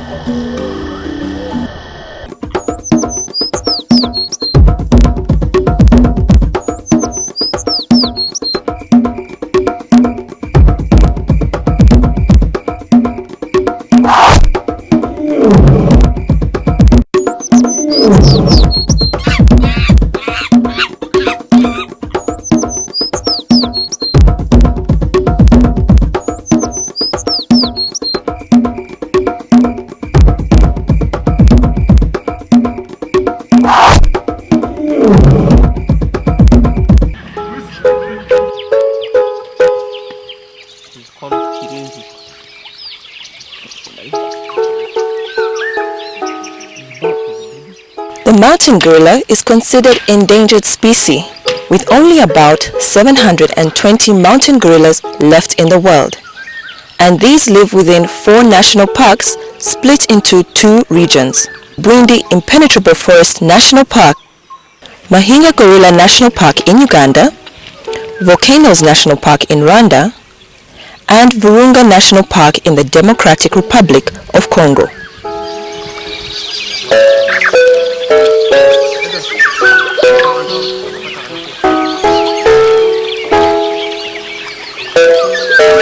The gorilla is the largest of all living primates and has a robust build with long muscular arms, a massive chest, and broad hands and feet.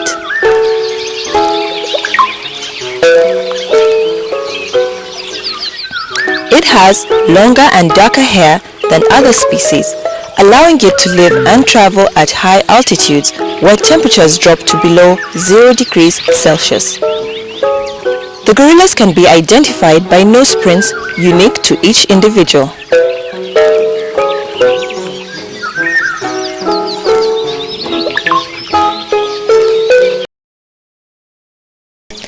Male mountain gorillas stand up to an average height of 6 feet and weigh from 400 to 500 pounds, that is 227 kilograms, making them the largest of the great apes.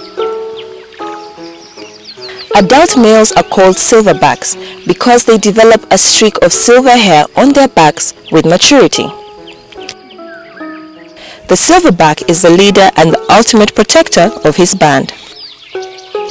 The mountain gorilla is most active between 6 a.m. and 6 p.m.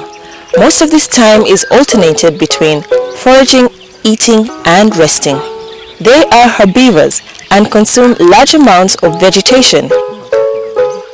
Adult males can eat up to 34 kilograms of vegetation a day, while a female can eat as much as 18 kilograms.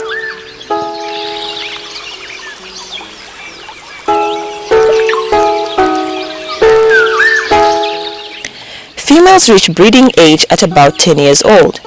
They typically bear young every 4 to 5 years, giving birth after a gestation period of 8 to 9 months.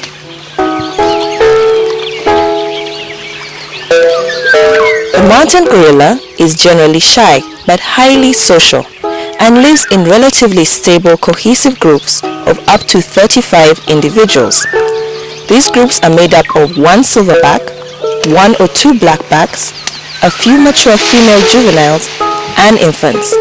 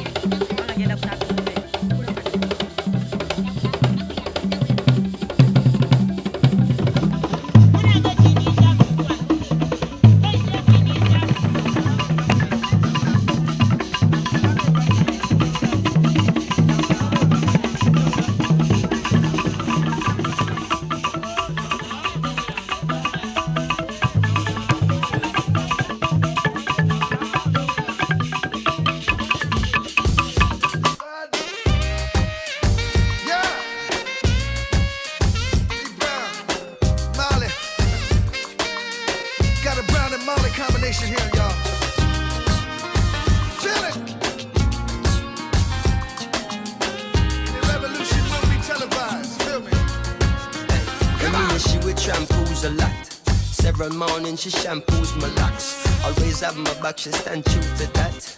Real type of loving, thank you for that. Yo, run barefoot without no shoes and socks. Cause she keep herself clean, man, I got catch no rush. And she love me for real, man, I feel have no cash. And any little thing and from a splish, she splash. Yo, all this blinging is like you forgot.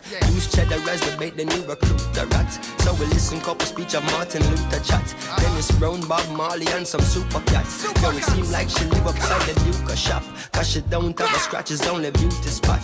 When one duty start is when one duty stop. 1 9 to 5, 1 5 to 12 o'clock, you see me?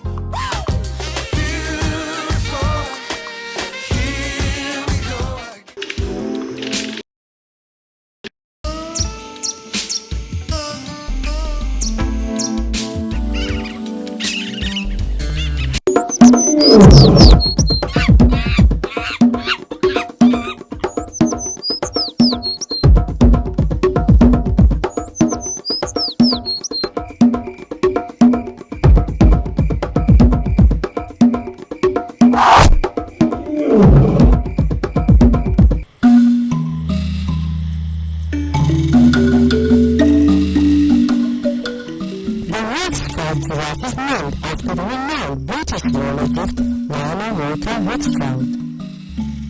the second most endangered giraffe subspecies with only a few hundred members.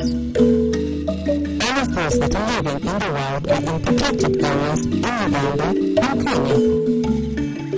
The red-striped giraffes have the basic appearance of other giraffe subspecies: 9 legs, a long leg with 7 elongated vertebrae, and a leopard-like coat.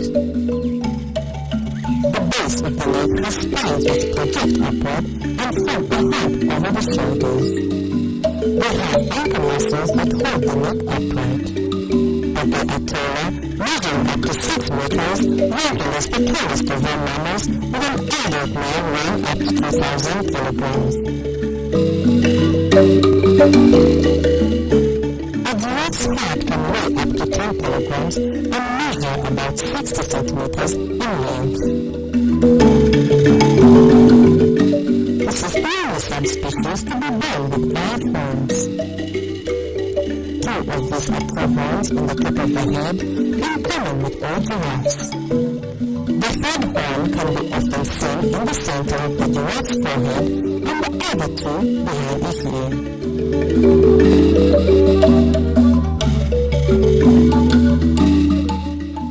Giraffes can inhabit savannas, grasslands, or open woodlands. They are herbivorous, preferring areas enriched with acacia growth.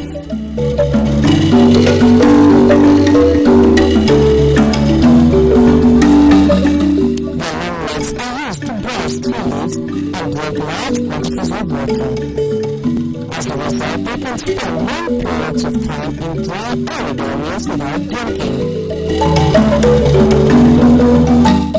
A giraffe can eat 63 kilograms of leaves in crates daily. Giraffes have 5 stomachs just like cows, so their carb needs to travel all the way up their neck. They are sociable, tolerant animals, with the female giraffes living in groups of a dozen or so members, including calves. When the males tend to live in bachelor huts with older males often leading solitary lives. Unlike most mammals, giraffes work using both legs from the same side of the body simultaneously. In a man, giraffes can reach speeds of 30 to 36 miles per hour.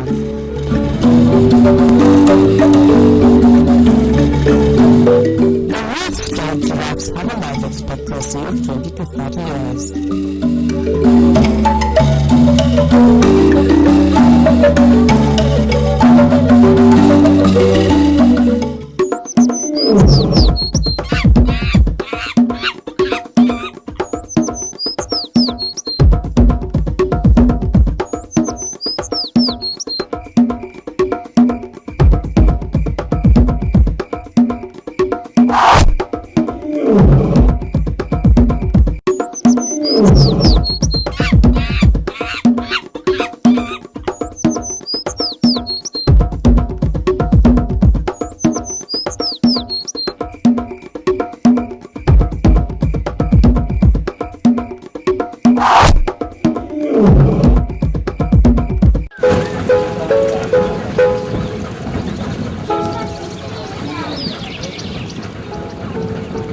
With a body weight of up to 2 tons, the hippopotamus rivals the white rhinoceros as the second largest living land animal. It averages 3.5 meters long and 1.5 meters.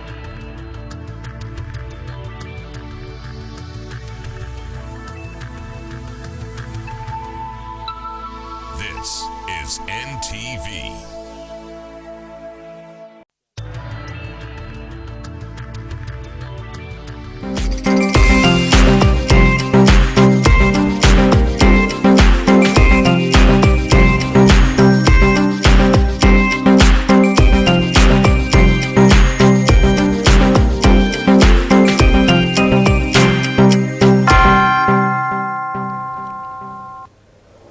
When the small people talk, the big ears must hear. Trouble in the NRM. Former Vice President Gilbert Bukenya says President Museveni did not listen to his advice.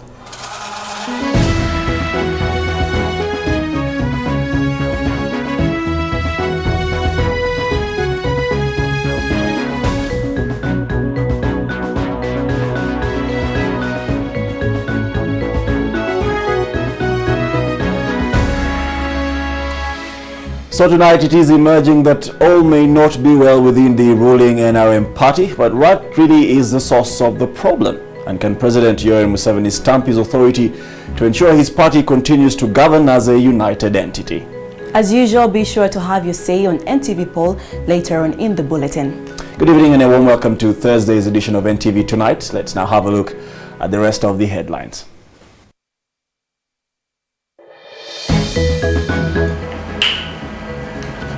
A hacker's job. Billions of shillings feared lost as unscrupulous persons hack into the URA computer system. Elections 2016. Electoral Commission embarks on reforms to ensure fair and transparent polls. End of the London 2012 Olympics dream from some Ugandan athletes. Fears raised as final qualifying session at Nambole Stadium is cancelled.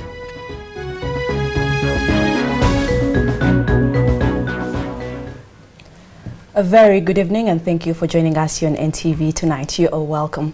I am Faith Eriho. And I'm Gabriel Peno. Thank you for joining us. The Uganda Revenue Authority could have lost revenue running into billions of shillings after it emerged that a group of people had over the past nearly 1 year managed to hack into the URA computer systems. The group, it is believed, has been manipulating records, especially on import and clearance of goods into Uganda, thus enabling some goods, especially cars, to enter the market without payment of the required duty. 3 people have been arrested in connection with the crime and are being questioned at URA's investigations department in Nakasero. Sudil Berhanga has the details of the story.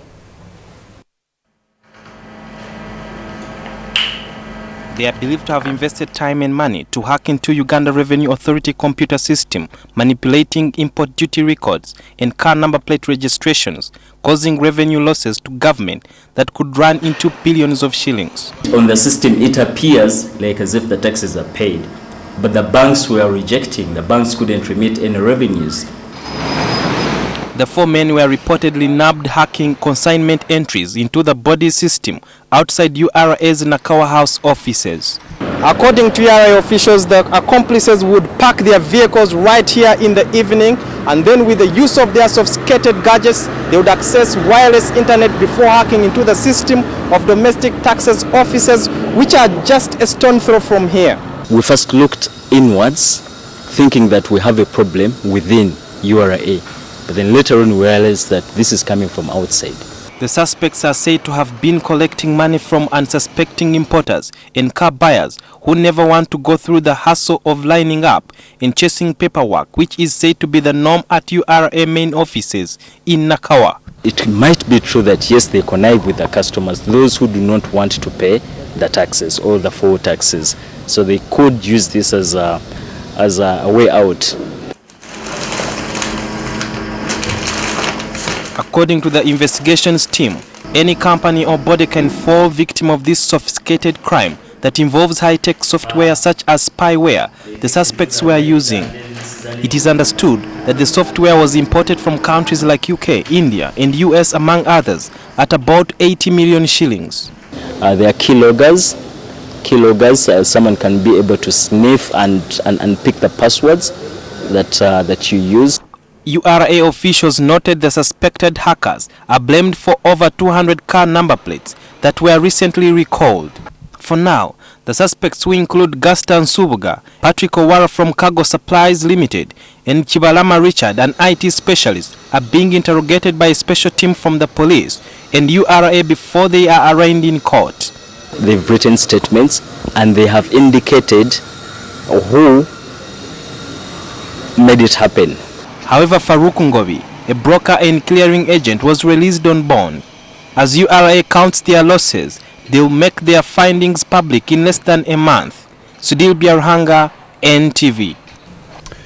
The Auditor General's office has unearthed a racket that has reportedly led to a loss of 70 billion shillings paid to ghost workers on the government payroll. State Minister for Finance Chachan Omach says this became apparent after a forensic audit whose implications are still being studied. Here's Jingo Francis. Various reports on government ministries and departments like police, the army, teachers and medical workers had alleged that there were ghost workers on the payroll. The Minister of Finance, as a result, commissioned a forensic study that has confirmed the allegations. State Minister for Finance Yachano March says a forensic audit has identified billions of shillings going to waste. The 70 billion is what the forensic audit is saying are not available. So we are looking at this. These people are not available. What they are getting is not correct. Yeah. So how do we adjust that? So we are doing that adjustment within these remaining 3 days before we close the financial year. Omach was appearing before the Budget Committee of Parliament seeking an approval of 517 billion shillings in supplementary budget. He did not divulge details of the report in order to indicate which sectors of government are hosting ghosts in their payroll. The lawmakers are concerned that the recent tax measures on water and cosmetics could have been avoided if such losses are detected early.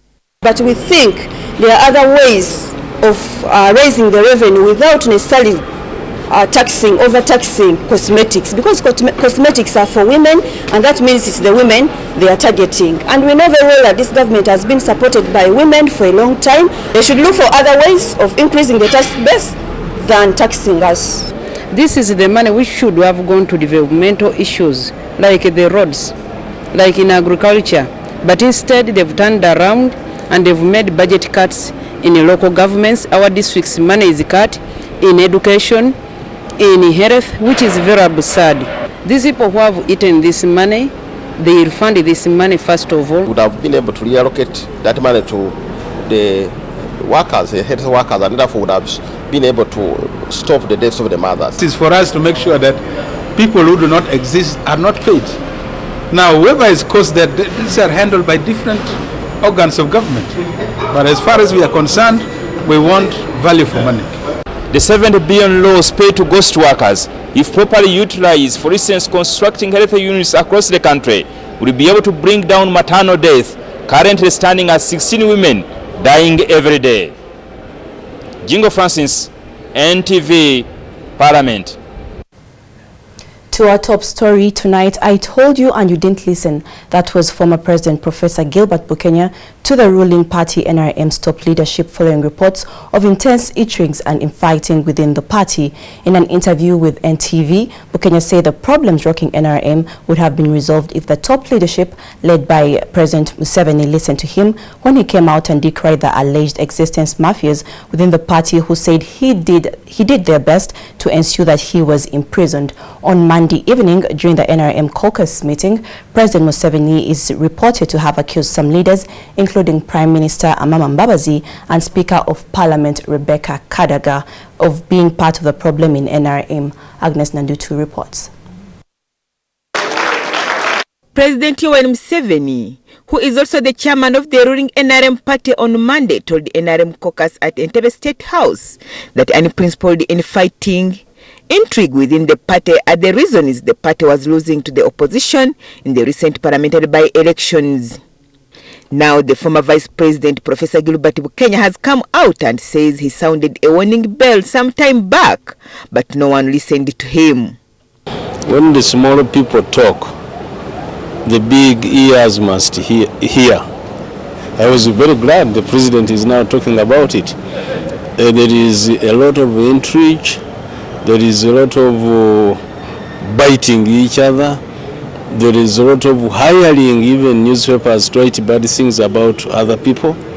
And if the problems of intrigue and lack of internal democracy within the party are not addressed, political analysts think the party could disintegrate. Well, it is not healthy for institutional transformation. It's not healthy for democratic transition. It does not build parties.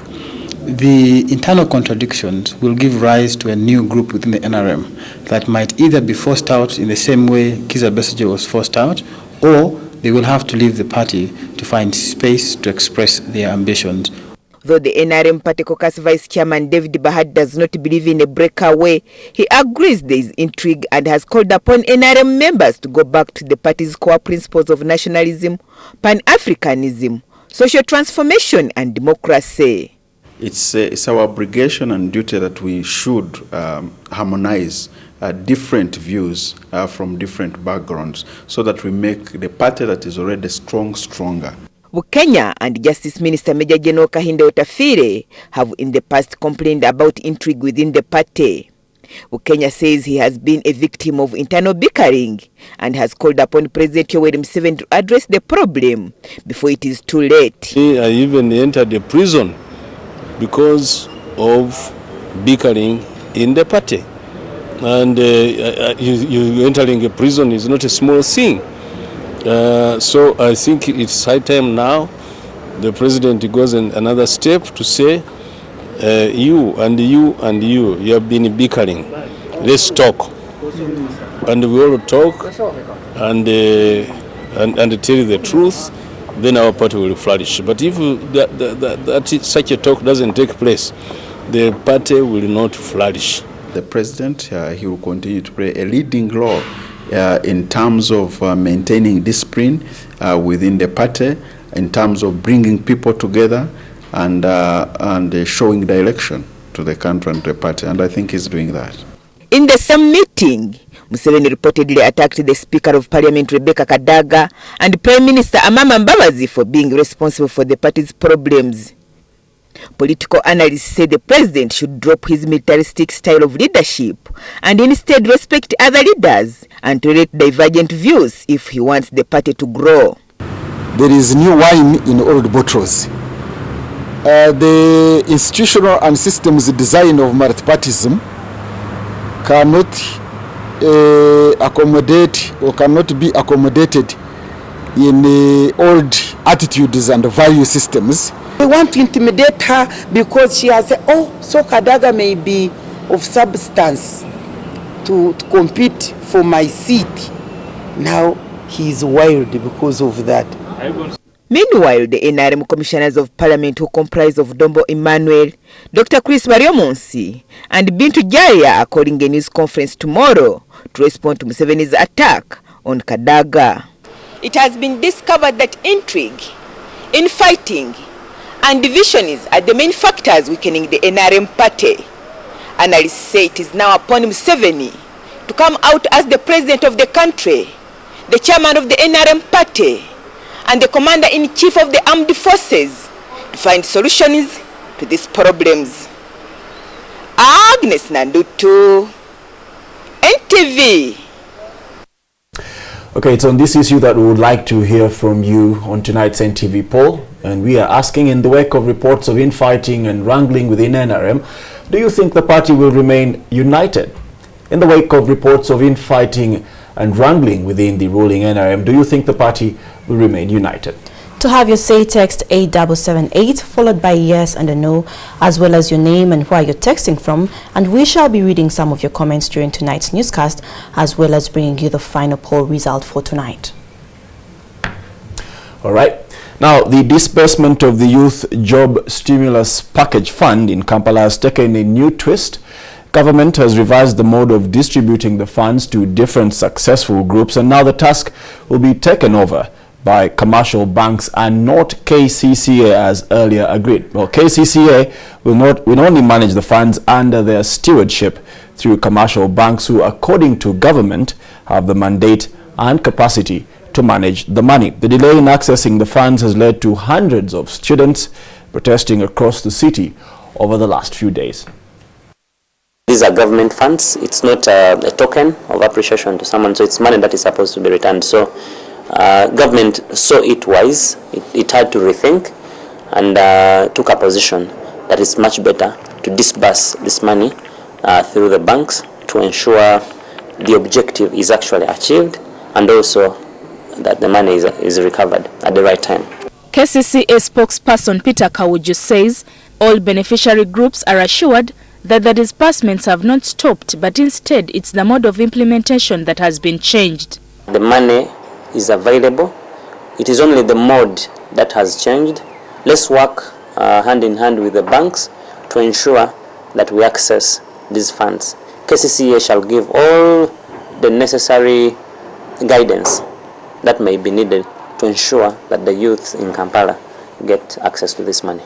This development now leaves KCCA with forwarding all successful group files to commercial banks who will manage both the disbursements and recovery of the money. This process will start at the end of this month. The move comes just days after youths from various divisions in Kampala staged demonstrations protesting at the delayed release of the funds. Hatmana Lugwasekaya, NTV Tonight. NTV Tonight will now take a short break, but here is more of what you can expect when we return.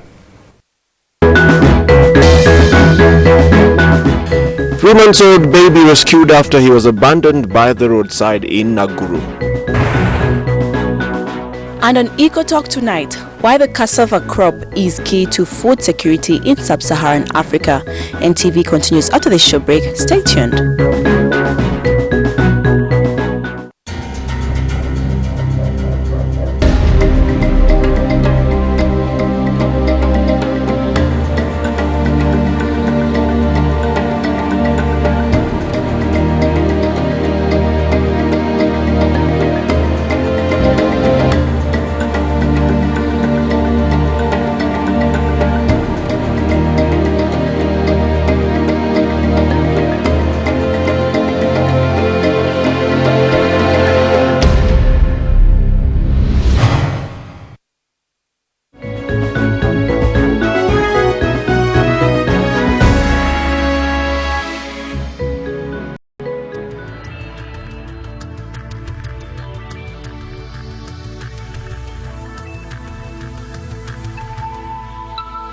This is NTV.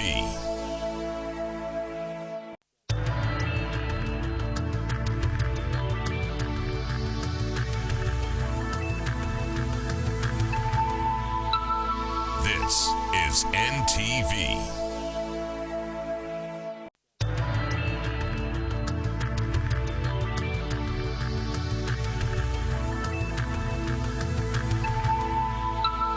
This is NTV.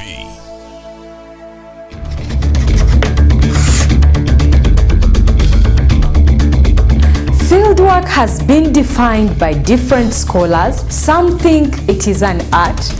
These are the blood types that are in human beings. We have A. When a chemical reaction takes place, it involves two things. We are given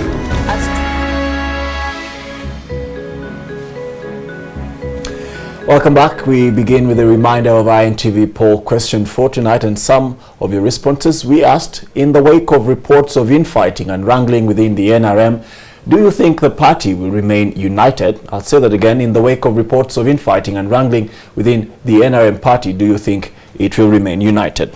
To have your say, text 8778, then yes or no, and followed by your name and where you are texting from. Let's now take a look at some of your comments so far. Okay.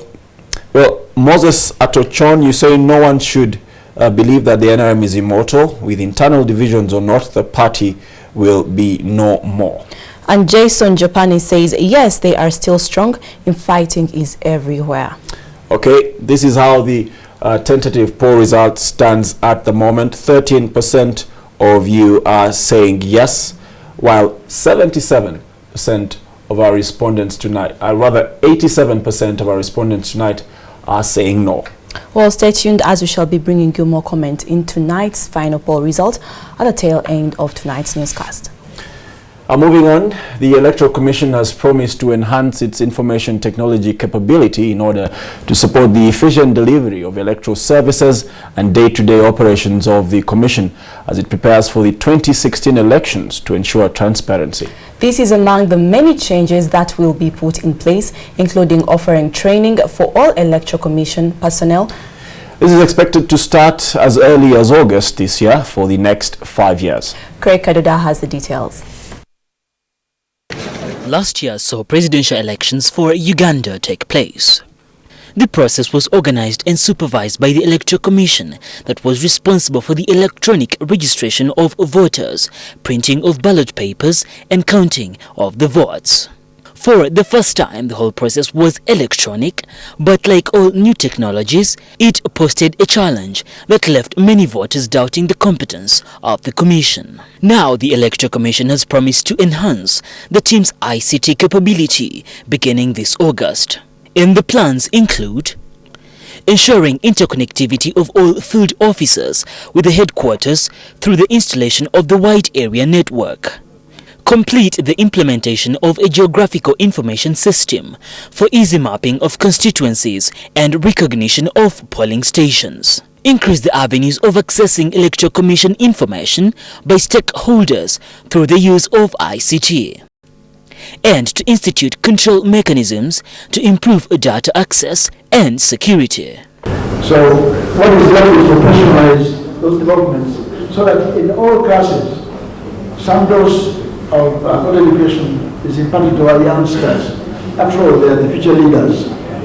So we want to appeal to government to provide resources so that the teachers don't back down on imparting the necessary knowledge.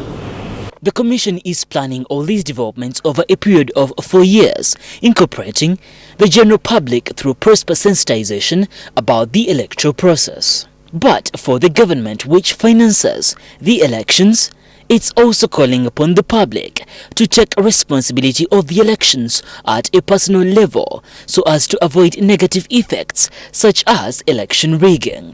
The ensuing instability as a result of malpractices is more costly than the price you pay for ensuring stability. And this is not meant for only the Electoral Commission. I also want to address the party electoral commissions themselves.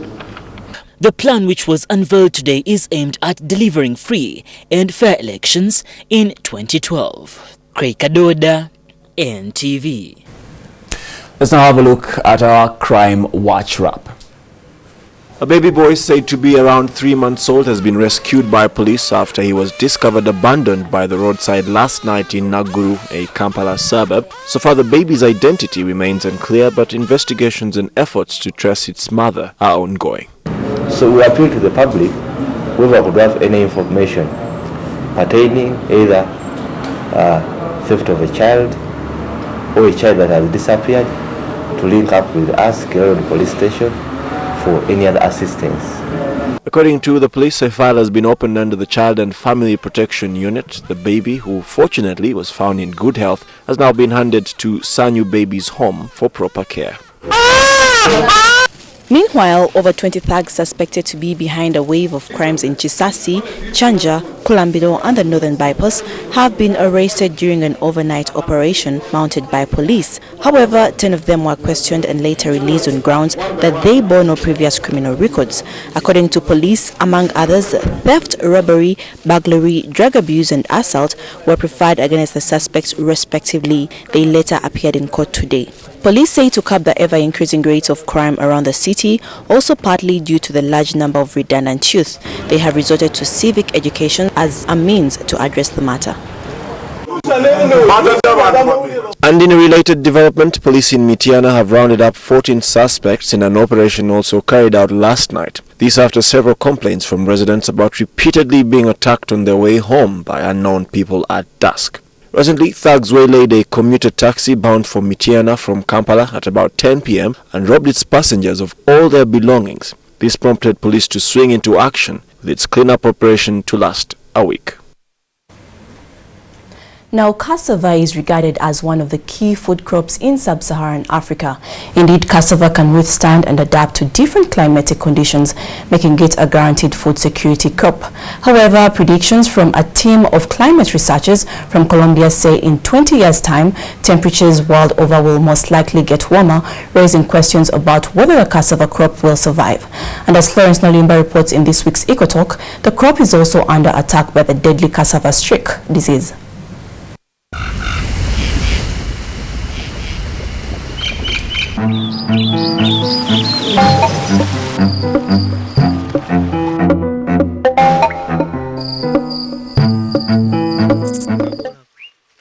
Growing cassava on an acre of land can see a farmer reap an optimum yield of up to 3 million shillings, about $1,000 per harvest after value addition. That high quality cassava flour is really high quality. And because of that, it can replace many of the products which are made out of wheat flour, or made out of cornstarch, bread, biscuit manufacturing, paperboard manufacturing, even to the extent of making beer out of cassava very soon. If we can just put 10% of alcohol from cassava with petrol, we would be saving $17 million per year from importing petrol and diesel. Feed manufacturers want hundreds of metric tons of cassava chips. Immediate demand now. But the crop is facing extinction from the deadly cassava brown streak virus. Stephen Onyeba, a farmer in Kayunga, has been having dwindling yields since 2009.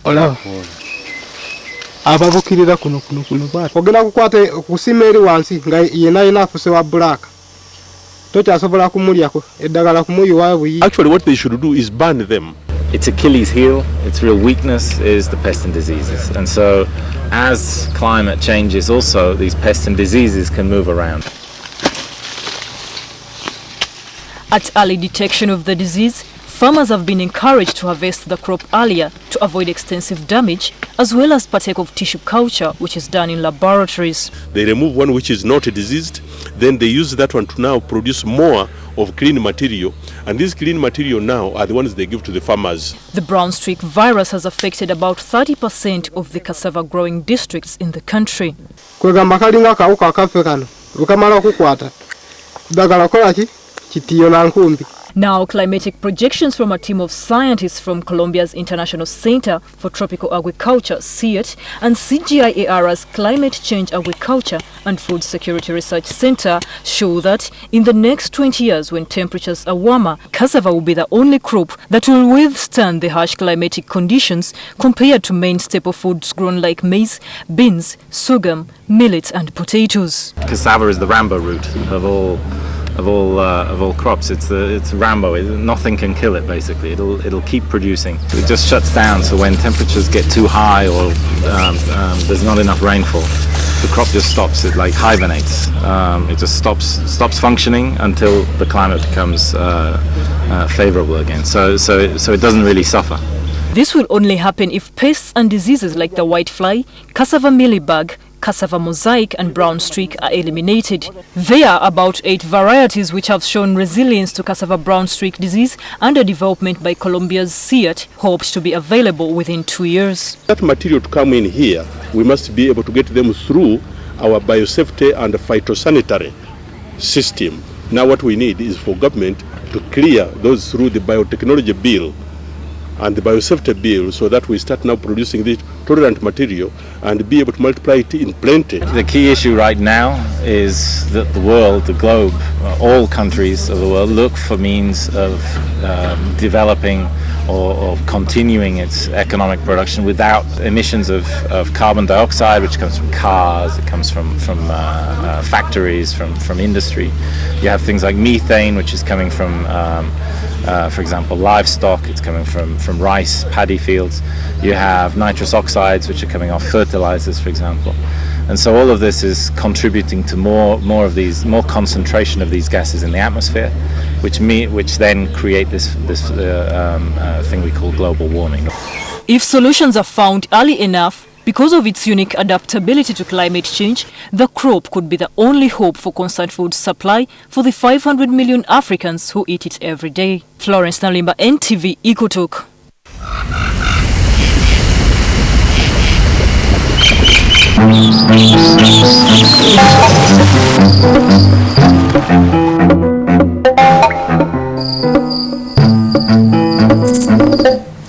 Right, it's time now for NTV Business, and we shall cross over to Malcolm Musime to usher us into it. Malcolm? Thank you, Gabriel and Faith. And in business tonight, you can watch out for find out how the social security sector has the capacity to help government mobilize the funds it needs to support the infrastructure ambitions. All the details ahead, so you can stay with us. I think Honorable Rebecca Kadaga's name has featured among people whom Ugandans could look to for president. Oh, His Excellency, the son of Kaguta. Touch about anybody who wants to contest his power, he will go wild. That's the reason. You think it's because Kadaga? Why shouldn't Kadaga, the Speaker of the Parliament of Uganda, go to attend the opening and inauguration and swearing in of the members of URA?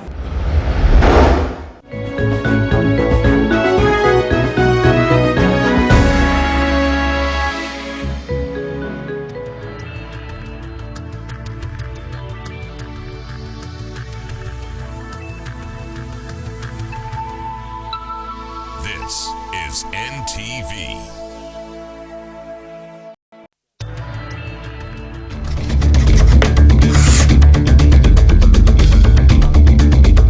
Fieldwork has been defined by different scholars. Some think it is an art. These are the blood types that are in human beings. We have A. When a chemical reaction takes place, it involves two things. We are given a straight line that has been denoted by 2x minus y is equal to 6.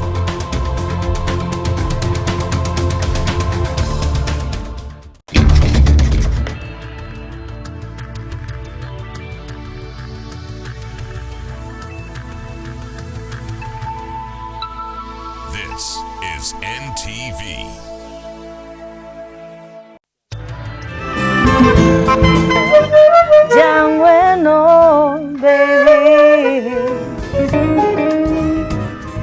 To be honest, it's one of the most scary genres of music for me.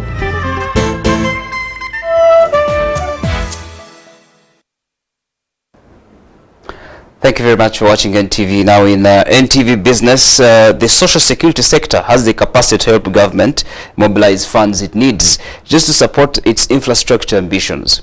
Well, this is according to the head of the Uganda Insurance Regulatory Authority, Alhaj Kadunabi Lubega.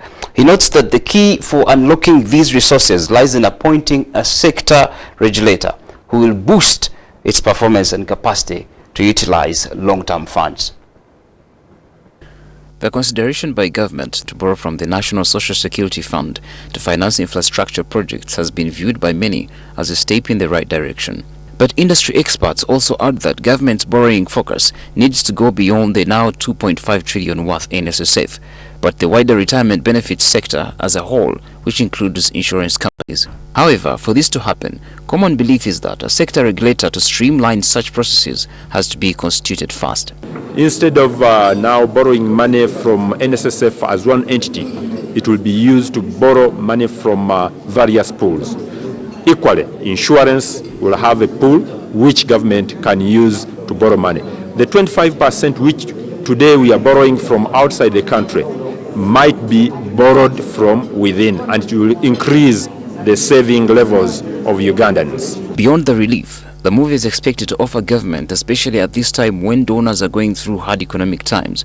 Government's move to borrow from retirement schemes is deemed important in lifting the country's savings culture. To me, I think it is good, because if there are interests to be paid, the interests again will be retained locally. And that is the intention of increasing saving levels of a country. And that is why we are insisting and we are requesting also government to insure its assets so that also the mobilization and savings in the insurance sector also increases. Now, whereas the Uganda Bureau of Standards is constrained with several issues, the private sector is now taking it upon itself to deal with counterfeit. Philips, the manufacturer of electrical equipment, has today through their lawyers and police impounded some counterfeits in an action that is still rare in this market. You are not the boss. Where does your boss import from? So who's your boss? Not in Uganda now. Where does he import from? Import from China, right?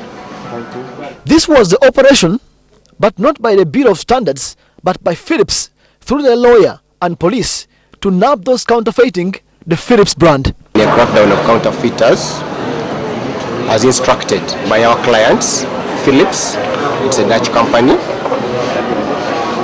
And besides, we are also working in public interest. You buy a bulb, after 5 or so minutes, it just goes off because it is counterfeited. But what is their legal instrument since the counterfeit law is not yet passed? Well, at the moment, the Anti-Counterfeit Bill is in Parliament, but mostly we have the Trademarks Act. It spells out the offences of those who counterfeit trademarks. Where would those that would have bought such bulbs go for redress? That's the argument that the counterfeit law protects big brand owners and the consumer needs more protection. Now, in the financial markets, the shilling has slightly firmed against the dollar, just to trade under the 2,500 mark. This has been because of an improvement in the inflows. We have more in our financial market.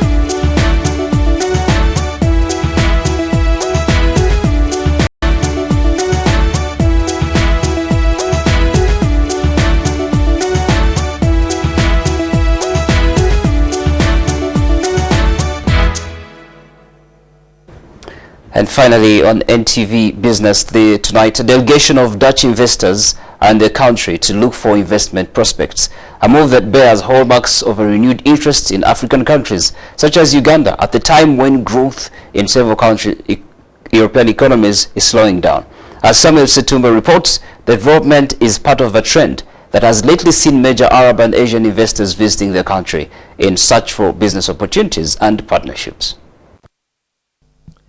A group of 10 businessmen from Netherlands is here at a time you would say is unexpected, as their country is on the brink of the serious effects of the European economic contagion. But for that same reason, they say they are here. Europe is maybe going through not a very good economic patch, as they say, and companies have to look for new markets. We, as the Netherlands African Business Council, our job is really to promote opportunities in Africa and help Dutch companies to be successful in Africa. Their interests, they claim, are primarily agriculture and agribusiness. For the Investment Authority, their being here is not surprising. Because their problem is our opportunity. I think Europe moved away from the commodity economy, the products. The Chinese didn't. So the Chinese have got something to sell.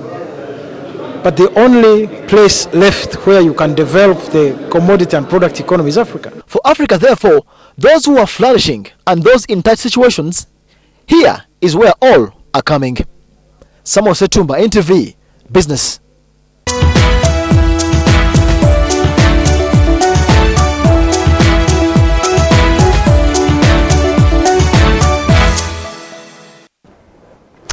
Thank you for your time, and that winds up NTV Business for tonight. Thanks for watching. I'll take you back to Gabriel and Faith.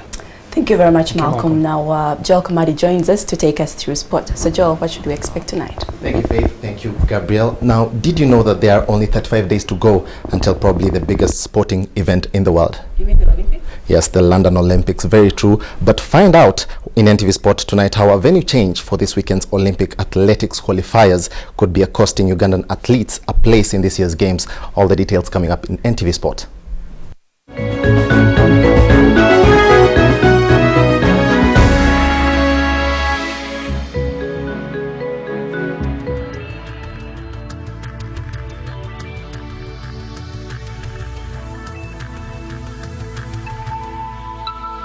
This is NTV.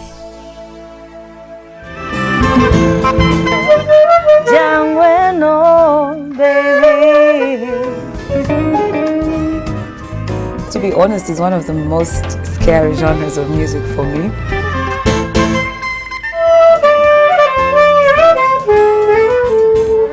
For me every day.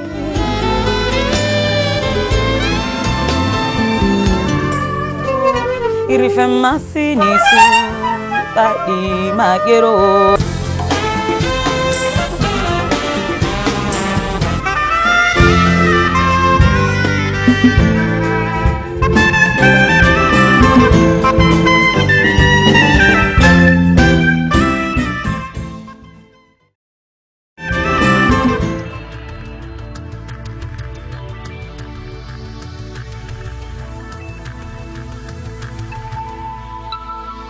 This is NTV.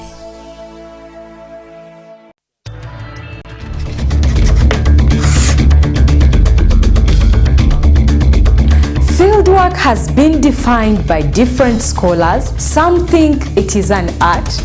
These are the blood types that are in human beings. We have A. When a chemical reaction takes place, it involves two things. We are given a straight line that has been denoted by 2x minus y is equal to 6.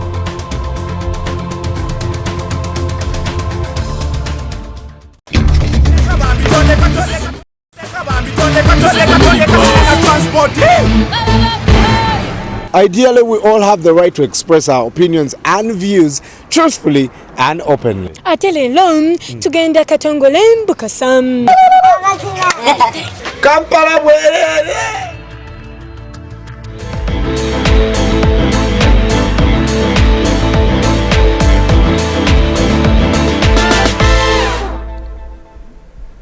Good evening, I'm Joel Kamadi and welcome to NTV Sport. Now, Uganda has lost a fantastic opportunity to qualify more runners for the forthcoming Olympic Games in London, now only 35 days away following the renting out of Nambole for a religious crusade this weekend. Uganda Athletics Federation officials have been left with no option but to rely on the Africa Senior Athletics Championships to be held in Benin later this month. So far, only 15 athletes have been confirmed to participate in the Olympic Games. Runners are to miss the last opportunity to qualify at home for the forthcoming Olympic Games 2012, now only 35 days away. Nambole management forced the national trials to be switched to Makerere University main ground, a facility Uganda Athletics Federation officials say does not have a leveled surface. So whatever time you run in Makerere will not be considered in the cases of sprints. Because the bottom line for sprints, qualification for sprints is you have to use the electronic timer. So you can't use the electronic timer in Makerere. The crusade organizers are said to have paid the 160 million to use the facility. The National Athletics Board has been hiring at 750,000 shillings. We can spend up to 20 million to make sure that these athletes go to Benin. I think we are not compensating anything. We are looking, they are having a commodity, we are also having a commodity of which we would like to share. Meanwhile, Uganda Olympic Committee has offered the athletes $6,000 for air tickets to travel to Benin for Africa Senior Championship, the last Olympic qualifiers for Africa. 15 athletes have for now qualified for the London Olympic Games. Moses Kipsiro, Benjamin Kiplangat, Geoffrey Kusula and Benjamin Kiplangat being the only participants in the 2008 Olympic Games in Beijing, China. John Akibwa is the only Ugandan who has won a gold medal in the Olympics when he set a world record in the 400-meter hurdles in Germany in 1972. Alfred Odong, NTV Sport. Now, Orient Bank and Nile Breweries, through their beer brand Castle Light, sealed a 25 million shilling sponsorship deal with the Uganda Ladies Golf Union towards the organization of the Lady President's Shield Tournament, set to take place at Palm Valley Golf and Country Club in Kakungulu Estate, Entebbe, this Saturday. The Lady Shield Tournament is a celebratory event that marks the end of the tenure of a Lady President, and it will be preceded by the ULGU AGM tomorrow, where a new head will be elected. Thank you very much, sir. We're very grateful.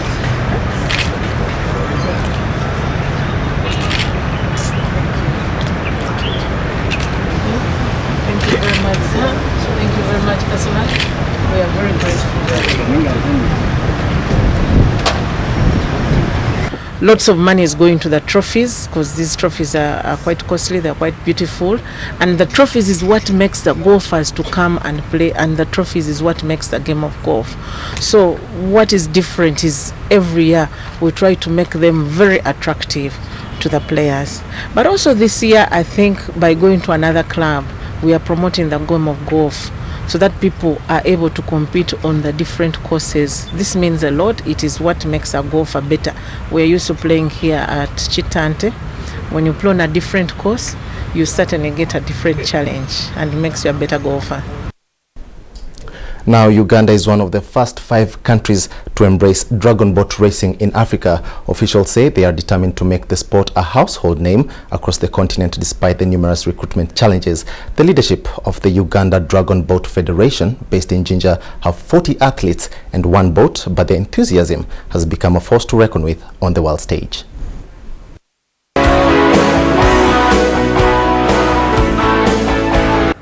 So we are facing some financial challenges. The people, in Uganda, people fear water, and we are encouraging them to come and participate. Water sport is not bad for their health. They should first, before people engage into the game, we take them for swimming competitions. Okay, swimming training, we train them in swimming as a way of self-defense. So let them not fear. Let them come on board. A team of a dragon boat comprises a crew. We call them a crew. A crew comprises of 22 members. There is one at the front who beats the drum and gives rhythm and morale to the pedalers. And then we have behind, we have the one who holds the tail. We call it the steer, the oarman. That one keeps the boat in a straight line to keep on the regatta course. And then we have 10 players on the left of the boat and 10 players on the right-hand side. And they pedal rhythmically at the same pace to keep the boat together and not to strain the players. So once you have 2 boats, hit the road, compete. Finally, in NTV Sport, to date, 60 goals have been scored in the 24 group game fixtures at Euro 2012, and according to votes collected, there have been some spectacular ones, and it comes as no surprise as to which ones made the highlights. In international sport, we bring you the top 10 goals in the competition so far. Blink and you'll miss it. Here comes Perlo. Brilliant! The man who's been reborn back to his very best gives Italy the lead. In go all the blue shirts. There's the shot. It's another one. It's 2 apiece.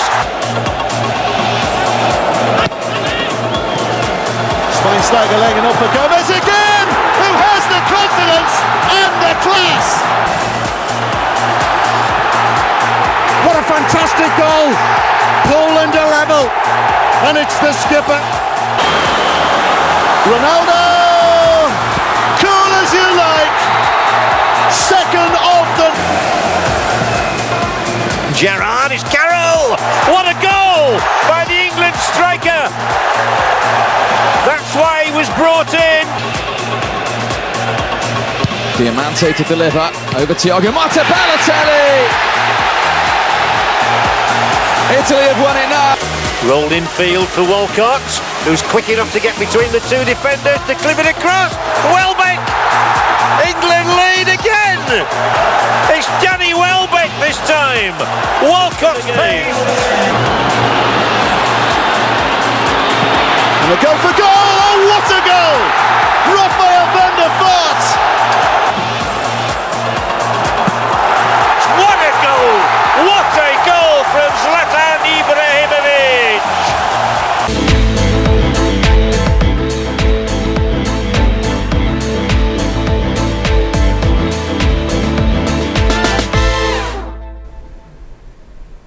Are you ready to drink at the table of men?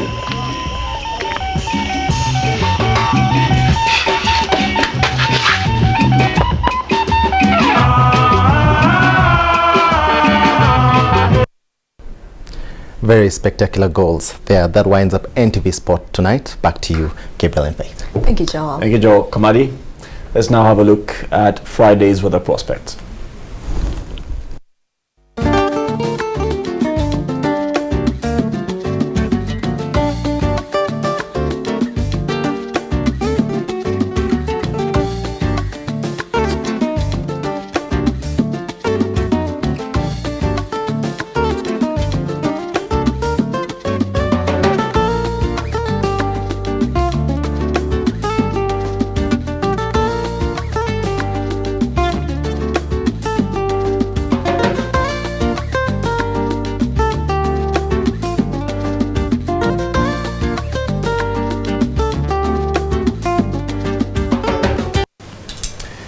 Let's now go back to tonight's NTV poll, and we asked you, in the wake of reports of infighting and wrangling within the NRM party, do you think it will remain united? The final poll result is out. 23% of our respondents tonight are saying yes, while 77% of you disagree.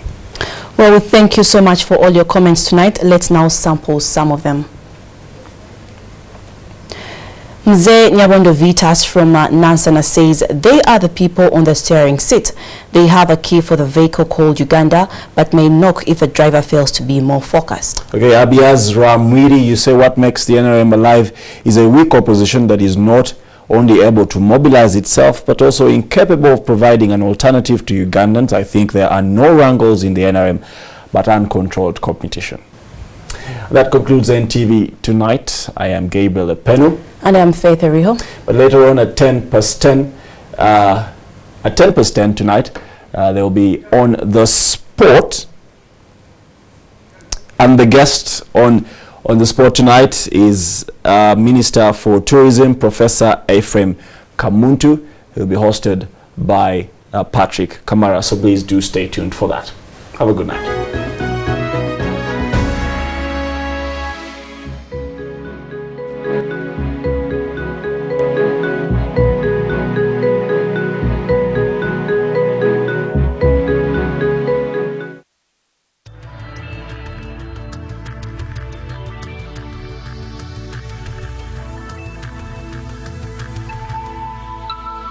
This is NTV.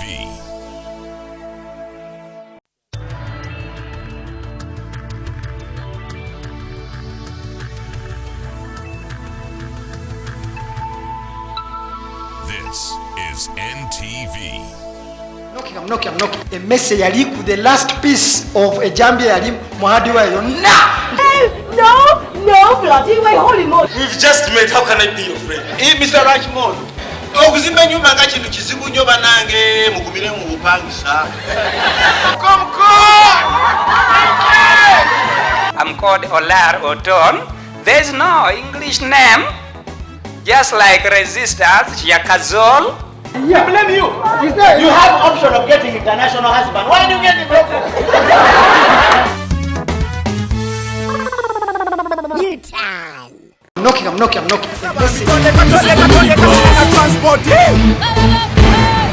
Ideally, we all have the right to express our opinions and views truthfully and openly. Atele lom tugenda katongole mbukasam. Kampala bwerere mwansomu the bus. The discussion is still going on in the bus. Tulino kugumira challenges ezimu gwe tuba tulino goba abatembeyi. Mwami lukwaga agumanga abatembeyi mugende. Never. No, mbadde ndala kunyonyola mukulu. Kati tuulirize mwami natudde ku kira. Mbadde ndala kunyonyola mwami yagambye nti meya Lukwago ye meya omutuufu. Government ekutte Lukwago emunyigira mu nsonga takyekyusa. Welcome back to Minibus Kyogereko. Teko omusajja abankwana nga njagala sifa ku kya ssente. Wabula nfa ku mbeera yeeyisa. Alimba ono.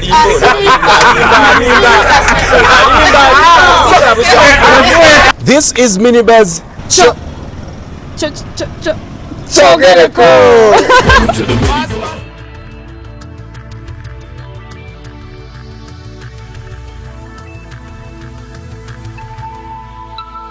This is NTV.